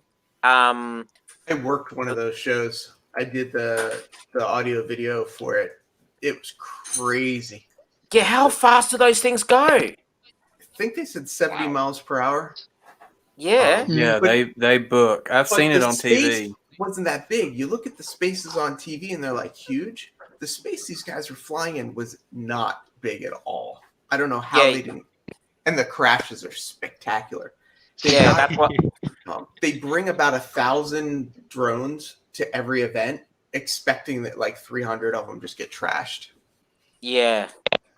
Yeah, and even then, the ones that get trashed, it's like a full pit crew. The people, after the race is over, they run in, they grab it, and then you got like one guy taking all the parts off, another guy putting all the parts back together, another guy double checking the electronics.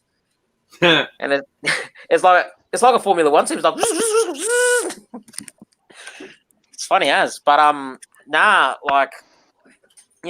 you think, and like I remember they've got all these nets and that when they do it, and yeah, when they hit the nets, you're like, oh yeah, it's only yay big, it's not gonna move much, but nah, like you see the nets just move like 2 feet and then rebound, and it's like Jesus, it's crazy. Wow.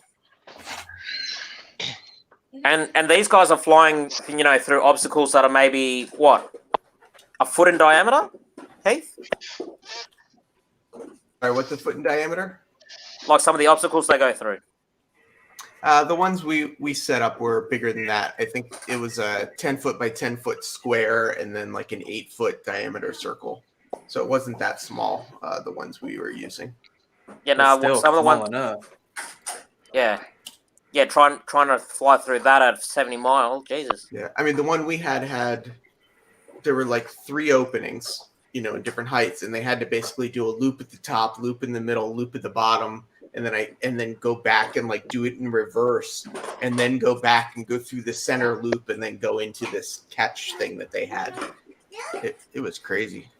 Yeah, these things turn on a dime. Yeah. If you ever get a chance, just look it up on YouTube. Just watch 1 or 2 videos, and it'll give you a really good idea how some of these guys, race. I know I get to do 4 o'clock in the morning now. I'm gonna look into that one. Yeah. Well, I will tell you, I'm staying away from the drones because the last 2 I had got stuck in the trees. So I got the last one down. I still have it. It's put up. The first one I had to shoot the branch down, and yeah, it didn't survive. Mine sat on the cupboard up there and hasn't moved for about 2 years. Yeah, Hey, nah, Randy's Tommy. here. Randy. It gets too Ooh, hello, windy Randy. where I am. Oops, wrong one. It jumped on me. Oh, hey Randy. Yeah. Hey, Well, I was Randy. gonna say I don't trust myself with the drone because knowing my luck, I'll be that guy where I'll be playing outside on the street, having fun with it, and then I'll lose control of it and it'll hit me somewhere. Like I'll just be like, "Oh, what's going on?" Yeah. And then it'll be And, the uh, news All the headline. coppers roll up. Drone. You feel Yep, Chuck just left too. So good night, coppers rock Chuck. up. He's filming Oh, good something night, you Chuck. shouldn't be. Ah. I'm happy with working on European cars. Which reminds me, I've got to go pick up my toolbox. Roy, come over here so you can help me pick up my toolbox from work. I did it. I used to be a mechanic for about maybe 4 years, give or take, before I finally got out of it. Yeah. But that's I got into it right when the depression started, back in like 2008 or 2010, I think it was. Oh, trust me, if you saw what car technology is like now, oh my god. Good luck. Good luck. Like, I I'm can only only, imagine. You'll be nearly a computer programmer, aren't you? oh, pretty much. Instead like, of a put it this way, I'm still technically an apprentice, but I've spent about, I think, 13 or 14 grand in tools now. That sounds about right. I was up to about, I think I was up to about 9 or 10 before I got out of it. I was like, I'm spending more money at tools than I'm getting paid per month. I'm like, no, just got to stop. Yeah, but I know over in the States, the way you guys, those mechanics get paid are a lot different from here in Australia. Here in Australia, everyone's wage-based, whereas I know in America you got 3 ways of getting paid, which is like wage rates or commission or per job or something like that. Yeah. Yeah, it was, you can get paid hourly, which is, during that time, was actually your best way to go. Or you can do a flat rate, where you get paid by the job. And if it was a slow week, yeah, you're lucky you got a paycheck. Yeah. Yeah, so Yeah, I my did- brother, he's a mechanic for the highway department for the state of Arkansas, and yeah, I found out how much he's spending tools. He's been at the highway department for 9 years, and he still owes on some of those tools. Yeah, I'm still Oh. $4,000. I still got $4,000 in debt right now. Yeah, Well, I think I had I bought Take care, a Randall. Snap-on. It was a Snap-on, Snap-on wrench. I think I bought. It was when my wife first met me. And she's like, "Oh, how much you pay for that? Like $50-$60?" I said, "No, about $200 for that." Mm. She said, "You pay how much for that wrench?" Stop. I said, "It's a good one. It's like 2 feet long. It's perfect. You can do this and that." She said, "It's still a ratchet." Yeah, but you know. She's like, "No, you can't justify that." I'm like, "Look, babe, it gets the job done. Just leave it alone." Oh, no, trust me. Like, sometimes buying the brand names actually does mean a lot because of the quality. Now, Yep. to answer Mystic's question that Jason had up before, if I'm a good mechanic. No. Hold on, I'll pull it back up. Yeah. Well, I was going to say, let's make you guys the judge. Like, as I said, I've been in the industry for the last 13 years because I was a dismantle and spare part specialist before a mechanic. And I think one of the first jobs I ever did was replace a cylinder head. Then one of my next biggest jobs was another cylinder head where I had to re-thread the block. Ooh, that was fun. Oh yeah, good fun. Yeah, basically most of the jobs I actually did were all big jobs, all the intricate. Like the one job that still sticks with me, and I will never forget how to do it, is on the BMW, the 2005 to 2012 V8s. There's this gasket we call the Mickey Mouse gasket, and Shannon, you could just say no and just make this a short conversation. You don't have to But go I into why you're a terrible mechanic. I'm not. No, I'm not saying that I'm a terrible mechanic. Look, I'm still learning, but I'd like to think myself as pretty good. But some of the I'm shit just that I joking have to with you, do. Shannon. No, you ain't, Heath. I know. Actually, that's right. A lot of you guys don't actually know. If you guys are actually going to be, in any form or way sarcastic with me, mentally, I will not pick up on it. So if you're giving me a sarcastic comment, I will take it seriously. That's interesting. Oh, interesting. It was like when I first met my wife, right? She made a sarcastic comment as a joke, like, "Oh, I'm cheating on you." You can't say that. You may as well have. 3 days. For 3 days, I was questioning her. I'm like, "Are you sure it was a joke?" "Yes, it was a joke." "Are you sure?" "Yes, it's a goddamn joke. I didn't mean to. Oh my god, I regret this." Shannon, it sounds like she's calling you out. Yeah, all this mechanic work. I got to have all 16 lifters done on my SUV this week. Oh God. What kind of SUV is it? It's an Escalade. A broken one? Oh god. A buddy of mine sent me a picture of how to change a headlight. I think it was a headlight bulb in I think it was a Cadillac, one of their SUVs. Uh-huh. He was like, "Yeah, no, it'd be the Escalade." He was like, "Yeah, step 1, remove bumper." I was like, "What?" Oh yeah, you have to loosen the bumper and the side panels to be able to loosen the headlight assembly enough to pull it out to get to the back. Where the bulbs are. Yeah. I was like, "Wait." I was like, "Time out. This is a joke?" He said, "No. Swear to God." He sent me a picture of the book, and I was like, "It really says remove bumper and remove fenders." I was like, Yeah, So I who engineer got mad at this one? Well, yeah, I have no. to get all 16 lifters, and I have to get the valves redone and new gaskets and the timing belt. I was like, "Are you kidding me?" Hey, hey Brian, Brian, what year model is your truck or your It's an SUV? 08. It's an It's 08. 08. Uh-huh. Yeah, Brian, you know what causes that? You got to take some of that Wear lead and out of your tear. foot. What?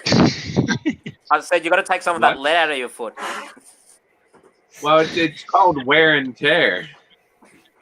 Yeah, but wear and tear tends to happen a lot harder when you put too much lead in your feet. Because for your car to need, like, lifters, yeah, understandable, but for it to need valves as well, it's like No. what? They're just having the valves are just being sent out to be done since they're taking it all apart. And they're Okay. they're cleaning everything because and they're doing like a whole. If you're doing this, they're doing pretty much a full top end essentially. yeah, they're like, well, if you're going to open it up and do this, you should replace all 16, not replace one, and you may as well do all this cleaning, and you may as well do this while you have it open. Oh yeah, no, that's fair enough then. Yeah, okay, that's fair enough. Yeah. Okay, that makes sense then. $3,300 later, I should be walking funny on Thursday. Oh, we got another John in the house. John Dilly's here. Oh, Oh, no. Grandpa Ray. Hey, Grandpa. Grandpa. There was I remember I worked so you're at a a Jeep. parts guy, Grandpa. Jesus, I didn't realize Grandpa was a parts guy. We're GM fan. We're GM fans here. We lost Keith. Oh, Keith must have got his wife called him again. I was Yeah, just his saying, wife called him again. his wife heard him talking. Rumor has it. Yeah. So, I've always been a GM guy as well. Now, we do own a Ford, but my wife bought that one because her brother worked at the Ford dealership as a salesman, so we kind of supported him. And it's been a good little ride. It's a little Ford Edge, a little crossover. It's Little been found on good. road dead. Well, you know the thing about Ford, right? No. They circle their problem. Oh yeah. They circled up, yeah. Yeah. Their name is in a circle, so they circle the problem. It's a Ford. But no, Well, I was gonna.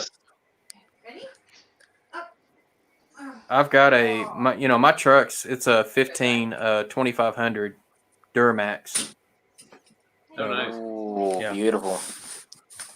Love the Duramaxes. They're actually good motors. I tell you what always got me though was how freaking much shit for when you slap the name Cadillac or Corvette on something, how much more a screw becomes. I had to get one screw for a Corvette for in the passenger door. One screw. It took 2 weeks to get here. It had to be ordered. It was shipping and everything was like $18. Golly. Brian, you think that's a lot? You think that's a lot?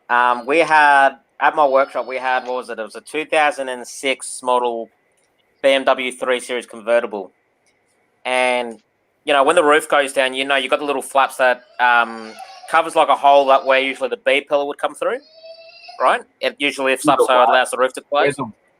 Where the what B would pillar. come? The B What? pillar. The hell is that? Okay, you know how on your cars you got the pillars that between the windows? Uh-huh.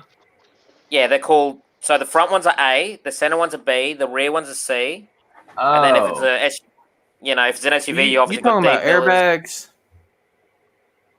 Okay. No, not airbags. I'm talking about the pillars. No. Anyway, so on this convertible, there's this little flap. It's literally 2 inches by 2 inches in size. It's not that big. Uh-huh. And the guy's like, "Oh, can you find out a price for us to get another one?" $800 BMW wanted for a 2 inch by 2 inch piece of plastic. Sure. Well, that's where profit is. I mean, there's no profit in new cars. the money's in fixing them, and the Right. warranties, and the money's in used cars. Dealerships probably break even. They're happy to break even on new car sales. Money is in warranty fixes and in your parts, other repairs, and in your used cars. Yeah. New cars are Actually- just like they're a number. Yeah. They're Actually, in saying that, I'm now thinking about it. I wonder how GM's going to go with the class action that's been put together here in Australia. Oh, they'll survive. Oh, I don't know, because they pretty much have every dealership in Australia going against them. Yep. Because what happened was we have a brand here called Holden, and GM completely dropped Holden completely, so Holdens are no longer being manufactured. But what's happened is GM knew this for the last few years, but they didn't tell anyone. And like one of the worst stories I heard was there was a dealership, a family-owned dealership. They spent $6.5 million on stock and on renovating a dealership that they just purchased. And they were saying, we're going to be opening in May, for GM to turn around in January, February to say, we're no longer supporting Holden. Good luck. You have 12 months to sell all your stock before warranties run out. So now this dealership has $6.5 million worth of stock that they need to sell, but no one's going to buy them because there's not going to be any support for them after 12 months. That's right. And even owning So- a Holden, you're pretty much in the same boat. You're wondering if you're going to be able to get parts for it later on down the track or not. Yeah, exactly. So pretty much every dealership in Australia that ran Holden is going into a class action to say, hey, you could have told us this 2-3 years ago so we could actually get rid of our stock and stop buying in stock. Why would you do that as GM or in any company? Why are people surprised when a corporation acts in the one way it's supposed to act, for profit? Companies exist for one reason, to turn a profit. That's it. But they were making. The thing is, they were making a profit. Sure. They were making a big ass profit. It only took one VS or the new Alloy Tech cars to break down. Right now, if you've got to get a timing chain replaced, you're looking at $3,000. Sure. Just for them to replace the chain. Now, the parts for it, if you go through Holden, well, you're still looking at about $2,000 for just the parts. Now, I did my own. Because as soon as they told me the price, I said, give me the keys, I'll drive it back home, I'll pull it apart, and I'll rebuild it myself. I spent maybe $600 in total to rebuild that motor. And a job they quoted me $3,000 for. Yeah, they're making massive profits on our brand. Oh, yeah. So, but it goes like anything. But people pay to have things done when they don't know how to do it. That's every industry thrives on that. That most people aren't subject matter experts. Oh yeah, exactly. I'm not a mechanic. I'm a farm boy. Yeah, but the main issue is basically what they did was the one mistake GM did, which they knew was going to happen, was they decided to pull the manufacturing away from us, and then they decided to go to Europe and try and make a European car to suit us, and failed, knowing very well that all the reviews Hey, Keith, Shannon, I'm hold on a getting an echo from second. you. Yeah, I think Keith has got his YouTube in the background.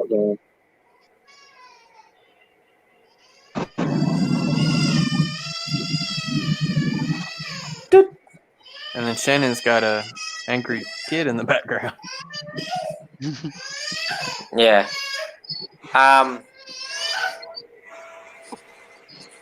Keith, you there? And oh, my headset.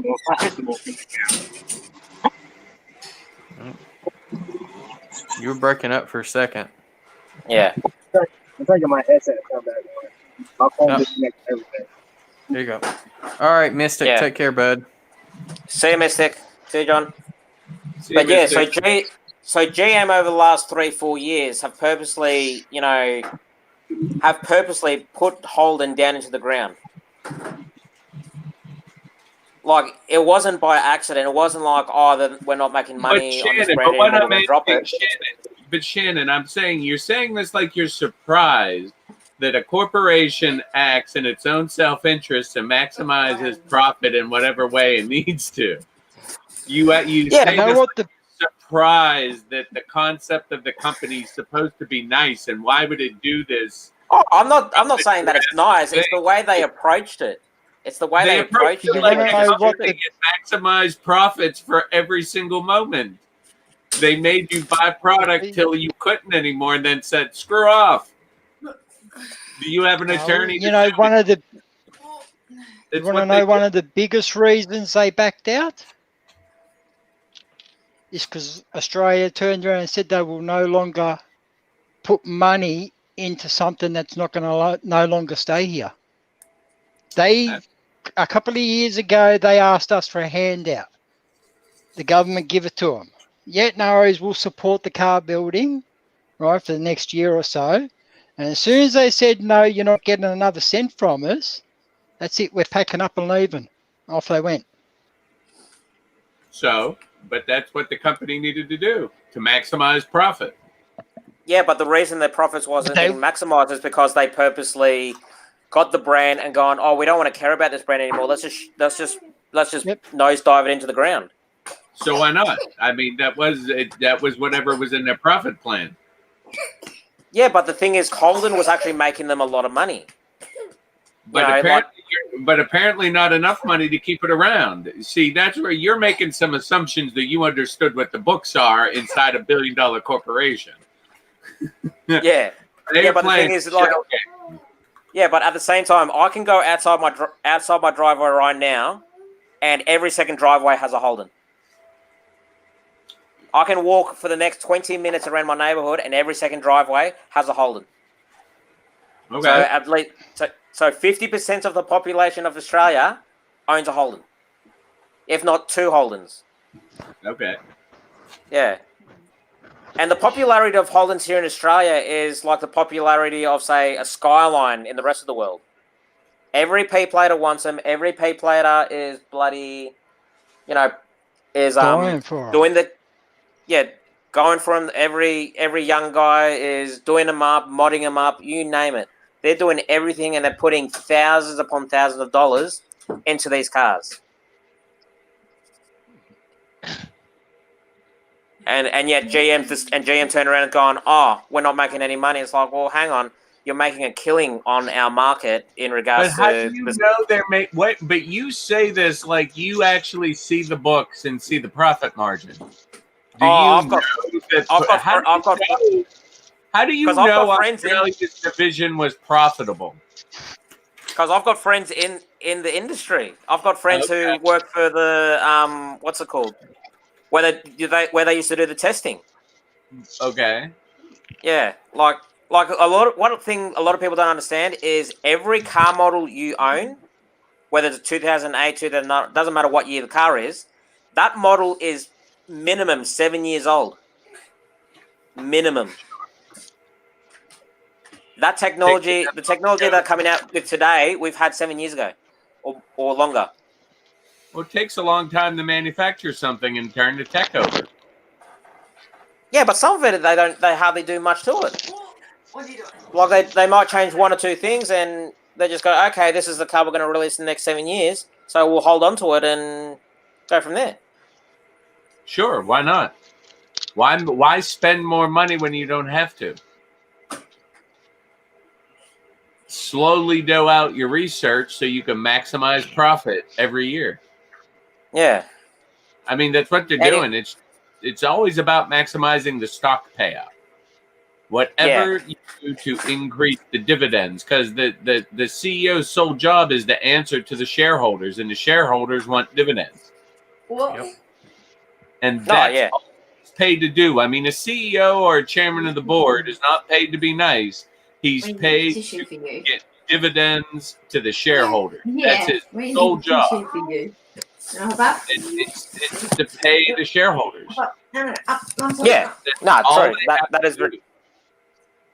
And that's why they will like cheat, lie, steal, murder, and do whatever to pay out their dividends. I love how you put that. They do, and they get a golden parachute yeah. because as long as you can deliver a stock payout, you can do whatever you want.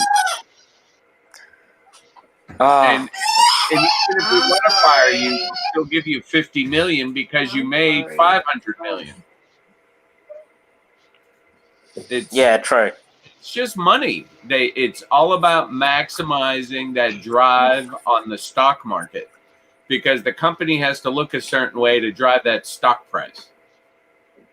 Yeah, well, either way, in my opinion, it'd be interesting to see how it all folds out in the next 2 to 3 years. Sure, but it doesn't mean that it won't. But I mean, they just want to sell that stock.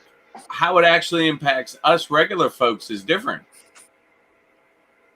True. But then again, we cut our own throats because we have our own 401ks demanding that our 401ks go up by 20% every year so I can retire. And by demanding that of the 401k, you demand the efficiency, you demand the cutthroat tactics to maximize profit, to pay the dividend, to pay for your retirement. So you make your own work life more difficult by demanding a retirement payout in an expeditious manner because the company has to cut you now to pay you later. Oh. I mean, it's a vicious circle on profit. Manny Fernandez is trying to change the subject now. Did anyone get something new for the layout? I love this kind of money. I was just about to say, let's just change the subject for a second. Get back on trains. You beat me to it. Yeah. No, but that's the thing. Like, I love this kind of discussion because it's great. You know. Because I can completely understand exactly where Brian's coming from, and I know what Brian's saying, but, you know, like, everything he's saying is true. You know, they have to think about their bottom line. But in my head, the way I'm seeing it is I just want to see how it'll affect that company over the next 2 to 3 years with the whole country against them. Oh, yeah. I mean, it's like how many pharmaceutical companies have been sued for poisoning people, and then someone looks at you and goes, "Don't you trust the pharmaceutical company? Take this drug. Trust us. It'll work really well. Never mind all of our other lawsuits. This is going to fix your problem. Your sexual organs won't work for 12 months. But this will make your blood pressure just fine." I love how they always say, "Hey, you got a migraine headache? Side effects, vomiting, nausea, upset stomach, this and that." It's like, you know what? I'll just stick with it. Like, screw it. Right. I'd rather have the headache. You name some type of medicine that has 0 side effects. Well, they all do. Hot. Cannabis. If you're talking about weed, that side effect is called the munchies. Yeah. But you go broke a whole lot faster. Refrigerator always empty. Shoot. Oh. I mean, it's not like taking Remdesivir. So I have noticed something, and I don't think my wife knows about it yet. But I need to stop bringing all my projects in my truck. Why did I get one? What is that? This is my NCE controller in a box. That's a building I got to finish in the back somewhere. These are cars I'm painting. These are my auto rack cars I'm making for Amtrak. This is an engine I got. That's a Viewline baggage car I got to paint. That's all my trains for all shows and stuff I do. And here's a billboard I made one day. Well, you know, if you need to get all that out of your truck, just come to Central Arkansas and you can drop it off at my place. Well, you know, as long as I get it back eventually. Yeah. I guess Actually, I can hold it. Yeah, actually, in talking about the auto racks, how was that those bloody auto racks the other week getting teared open like a bloody can opener? Oh, that video. Oh my Yeah. gosh. That Yeah. was. Some dispatcher lost their job over that one, I'm sure. Yeah. Oh, I'm pretty But- sure. Oh no! I actually was reading. I kept up to date to it. They actually blamed the computer system. You know, because for some reason the values of the height of the train and the height of the bridge weren't put in properly. Blah blah blah. So no one's getting fired. No one's to blame. Well, who put the info in? Then they're at fault. Whoever, Exactly. the company that owns the software. What are they going to do? We're not using your software anymore. We're going to jump to some other company that can. Oh wait, hang on. We need 2-3 years for them to set it up. Crap. Wow. You know what? It's funny you say that because I think it was the middle of last year. There's two companies that run like the computer system for like a lot of semis for like electronic logging. And one is called Omnitrax. I think that's the right name. Well, they had a glitch in their system, and everybody computer in their truck stopped working. Ooh. So no one, you can't log your hours of service, couldn't get messages, couldn't do nothing for like 3 days. And but people like me who've been driving for a while, we're not worried about that because we can like, all right, we can keep track, we can write it down, we can call in for information. A lot of our new drivers, they're like a deer in the headlights. What am I supposed to do next? I'm like, go do your job. That's what you can do. Yeah. Do what you were trained to do. It was a nightmare for like 2 weeks. Like half of the truck industry pretty much stopped Oh god. because no one was used to working without the computers. Yeah, and I just find that stupid. But back to the auto racks quickly. The reason I bring that up because as soon as you mentioned the auto racks, made me think of that. And the reason it made me think of that is because last night I was going through my wife's Facebook, doing some shopping for some trains, and I come across this post. Someone had gone to the trouble. They got what brand company makes a really detailed metal covered auto racks? Is it like Atlas or something in HO? I think or it's Atlas. Atlas has done one. Walters has done them in the past. Walter is the cheap ones. Yeah, That's well, what they do got some that are up there. It depends on what line, If it's like Walters main line, then yeah, it's the El Cheapos. But if you go more like the gold or the platinum line, they got a lot more detail. Well, anyway, I want to say Atlas, but anyway, and I think the others maybe Scale Trains. It might be a Scale Trains because all I know is this guy went through the trouble and actually recreated and actually skinned the top of his auto rack with all the metal all bunched up. That's funny. Wow. Yeah.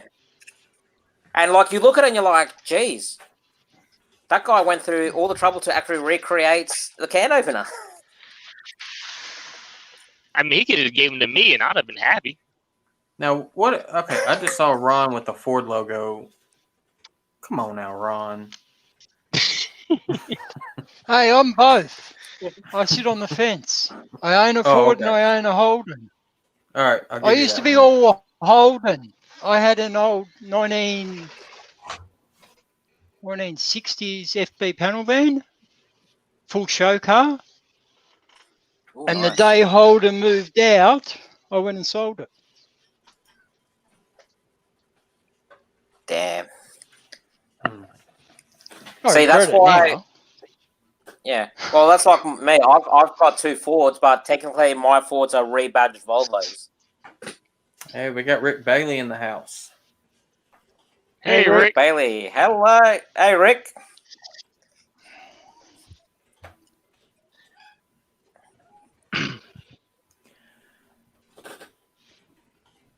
Heath, I think it's supposed to be black.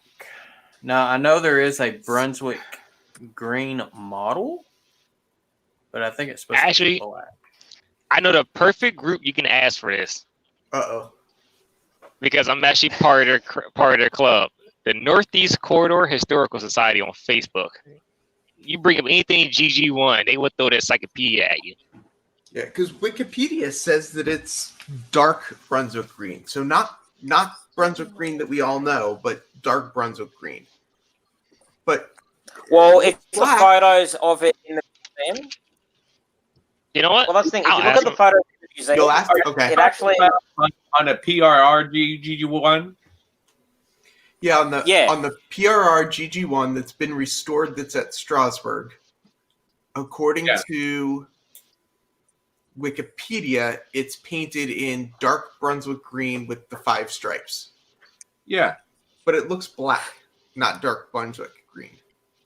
Well, something else I noticed too, Heath. Ray was saying that Blackjack was the only one painted black.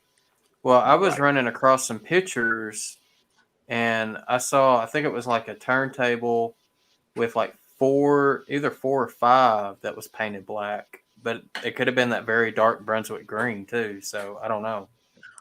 Yeah. Well, it also depends on if it was a black and white photo or not. No, it was color. Okay. Well, even then, Depends the old on the color screen photos. you're looking at it too. Yeah. see if I Well, can I If was you're gonna say, looking even at it on your screen,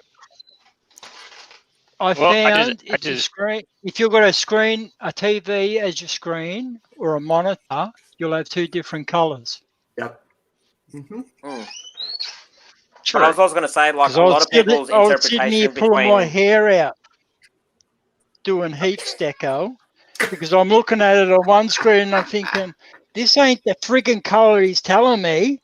So I pulled it over onto the other screen, and here I am pulling my hair out for nothing. It's the exact color I wanted. 003333, Ron. Well, I mean, All it's right. like maybe blue can look black. So a very dark green could look black under certain kinds of like lighting Yeah. and how Y'all you see do that? Well, It definitely. well, look at the T1. Look at the All T1. right, so I have asked the group, good, and they have their official answer is it is a dark green, but if you want to try to repaint something like that, it is 2 shades off of being pure black. Wow, how they answered you that quickly? I'm part of the group in a group chat. Wow, that was a fast answer. Okay, 2 I- shades I- off of being pure black. So So literally, it's a basically, black. it's the same. So basically, it's the same thing they did with the T1s. Like the T1s, it is a green, but like I was talking to a friend of mine in America, to actually get that color, what you do is it's like 3 parts green or 3 parts green, 2 parts black. I started you know, a whole which you conversation that I didn't want to do.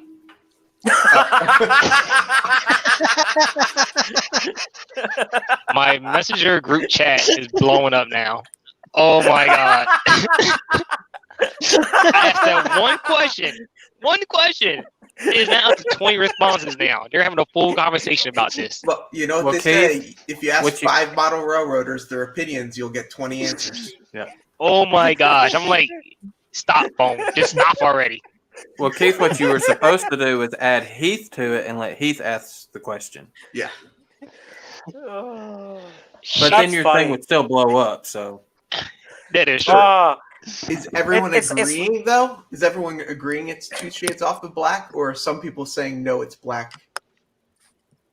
Not Dark green, black with a green hue to it. What? It says black paint with copper additives to make it green. What the hell? Okay. there you go, Heath. Yeah, 'cause if you So yes, put it's corrode, pretty much- it goes green. Pretty much it's black unless you shine a bright light to it. You might see like a hint of green. Right. What they're trying to say. Which would explain the 2 shades off of being pure black. Yeah. You know, that's And at that point, I'm gonna mute that conversation Yeah. again. That's just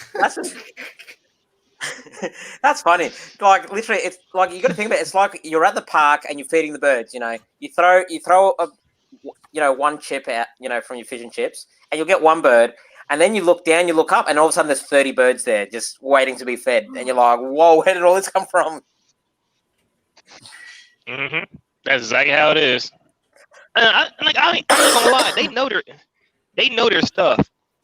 They're the one train club that I join with that does shows. I And would yeah, love to join with the Northeast Quarter Club. That sounds really awesome. they know their information very, very well. Any question I have that's about anything between Boston to like DC, that was underneath the wire, short railroad or short branch lines that branched off from it, they know it all. Yeah. Oh, that's still too funny. That's cut up my throat. My throat's all scratchy now. Well, I've only got one reliable source that I can count on. He's used to be a federal railroad inspector back when they when they had that job. Now, Heath, Ray's not here to see that, right? No, I know, but this is why I'm asking is I'm editing this video and I'm trying to put together the script for it so that I can record the script first thing tomorrow, the voiceover first thing tomorrow morning. So, What's the number on that? Blackjack, 4935.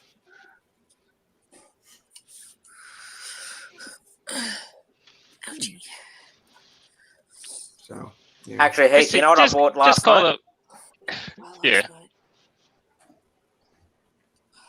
Sorry, go ahead. Well, actually, it was this morning. Yeah, I was gonna say, you know what I bought last night or this morning for you guys? Oh no! I bought another GG1 with sound. With sound? What Yep. number? What is it? Is it the Conrail? No, it's what's the Pennsylvania brown color? Tuscan red or Tuscan brown? Oh, yeah. Yeah, that's it. Yeah, I bought that with sound. Single and the wife's stripe. just looking at me like, I'll tell you in 2 seconds. 49. Where's my phone? No, it fell. It's next to you. My wife's looking at me like, you did what now? Yeah, Shannon, be careful what you say. You okay, honey? She wasn't supposed to know. I'm getting black in my foot and it tickles. I don't. Go ahead, Shannon. Keep Oh, saying it. last night I was trying to get Heath to... In Australia. What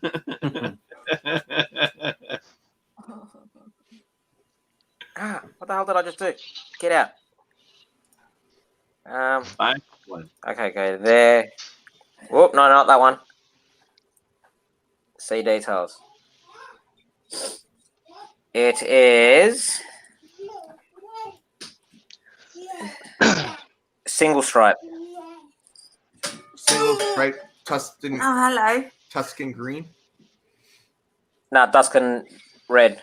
Red. Sorry, that's what I meant. 49. Yeah, 4907. Oh, 4907. Okay. Yep. Yeah. And I paid 120 for it. Oh wow. That's so shame. Good That's job. US. Yeah. The only reason I paid 120 is because he said he's selling it as DC or as DCC because if something's wrong with the sound, but I think it's just because the speakers bug it up. So I'm going to replace the speaker and do my voodoo on it, and I'll have a sound loco. Whee! This is the one I really want. If Jason sees it and brings it up on screen. I'm working on it. I think that's the one engine. Ooh. Thank you. That's the one I want right there. That's the Conrail Bicentennial. Yes, it is. It's got to go in the sneak. Yeah, this one and the Blackjack are at Strasbourg. I gotta go there one day. Why? Honey, can I have some chocolate, I'm please? so freaking close and I've never been there. Well, don't forget, next year Sparky is having his YouTuber meet and greet at Strasbourg. And I was going to come to him. Well, I was going to come to America next year. Or I was planning on doing it because I had like all this annual leave saved up. But now that's all gone out the window, so... Can you even travel outside of your country right now? No. What, Dad? I'm in the state that's still locked down. I think if you're I'm in a Victoria, diplomat, West- though, or something.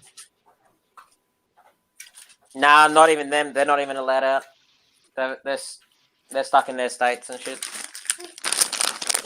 Wow. Yeah. But but it's getting stupid. Like it's getting real stupid. Basically, we're the only ones locked off, Shannon. All the rest can travel from state to state. No, you can't travel to Queensland or New South. Ah, The only you reason I know can. that is because my mother-in-law wanted to go to Queensland to my sister-in-law's to meet a new granddaughter, and they told her no. And this was only last week. It's depending on where you live. In which part of New South Wales? She's in Newcastle, and my sister-in-law's in Brisbane. Okay. Because they just ramped up the borders this morning for all the return visitors coming home.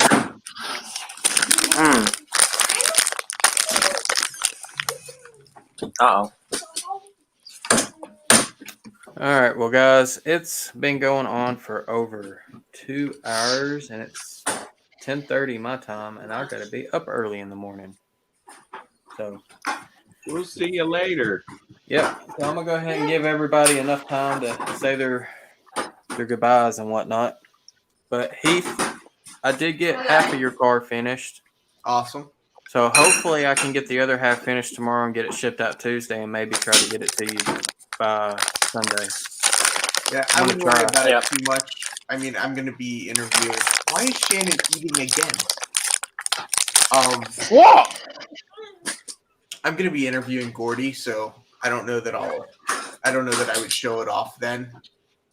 Anyway, but it would be cool to have it on my table at least or something. But yeah. No, we demand video. We demand video of it happening. And we speak on everybody else's behalf that we demand video. Of what happened? Of that package being opened, because if there is no video, if there's no video, I will personally organise and pay for Jason, Brian, to go to your house and slap you around a little bit. I am willing to do that. I may be jobless. I may be jobless, but I am willing to do that if you open that up before you put a live stream of it. No, I'll open it up on video. I just might not do it on the Sidetrack Sunday live stream. Well, then you're going to have to do your own live stream to do it. Well, I'll probably be live streaming Friday again, like I did last. Well, I don't know if I can get it there by Friday though. Oh well, don't rush it. I mean, it's Oh no! We're rushing this. We want this to happen ASAP. For people that don't know, I've got 2 interviews this week. I'm interviewing Big Bill from Model Railroading Live on Wednesday night, and then Shannon, quiet down over there with those tips. What? I can't hear you. And then I'm interviewing Gordy from the NMRA on Sunday. Can you say that again? No.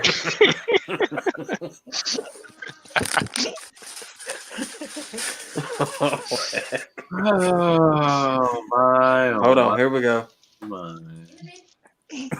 Thank you, JD. Somebody flog Shannon. Somebody flog somebody. All right, Andy. Good night. Who's going live next? I think I heard Heath's going live next. I'm still trying to work on my thing. It's been going real well, let me tell you. I was gonna say, if it hasn't gone by now, you probably should stop working on it. Well, I could go live maybe, but it all depends on the kids. What?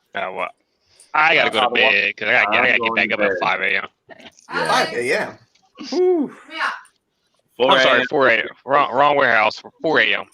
4 a.m. Yeah. Jeez. I do not like 4 a.m. in the morning. Oh boy. Actually, Keith, if you ever get the chance, maybe you should come to Australia and have a crack at the road trains here. No, feed him out here, please. I want a mess. Thank you. I might. You're One. yeah. Let me I need to do a world trip one day. stay in, mister. Yeah, no, but I'm just thinking like how well do you think you'll do, hauling a big rig with about 4 trailers behind you? The biggest I done was with New York. I don't know what New York calls them, but I call them the super doubles. We're pulling 2 53-footers behind behind each other. Yeah, no, Those we are just the call them big day doubles here. Say it again. 2 53-footers? Yeah, they go between Yeah. I think it's Buffalo to Boston. They run them between. Yeah, you can go down towards like New York City with them, Oh wow. but you don't get off the highway. You get off on like the exit ramp and you split them apart. Okay. So it's about 110 feet of trailers, give or take. That's a lot of trailer. They're like our B double, Shannon, but the lead trailer is the same size as the rear. Yeah. See, I think in Arkansas, they limit you to 230s if you're doing doubles. Yeah, I think most states do 28-foot pub trailers. Yeah. You run them two or three at a time. It's weird because I went to the West Coast one time and I was like, oh look, set of doubles. The third trailer goes by. I'm like, where the hell did that come from?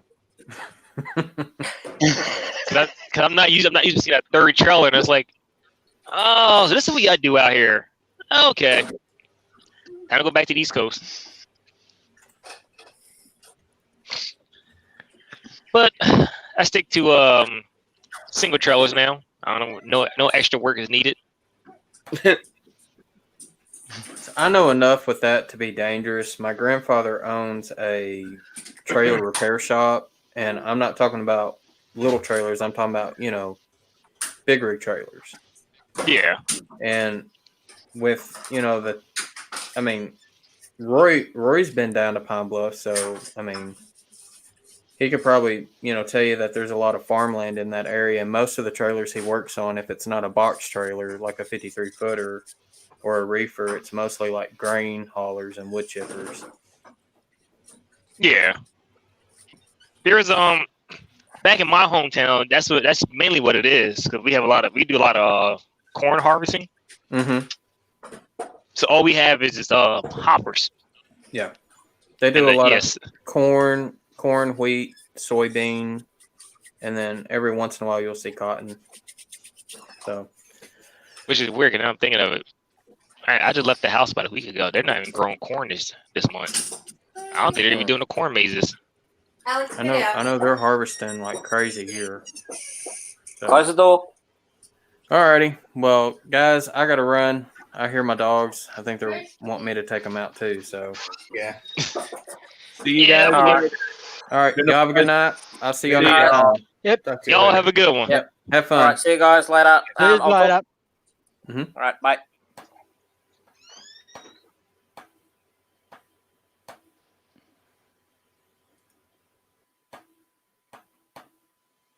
Good night, everyone.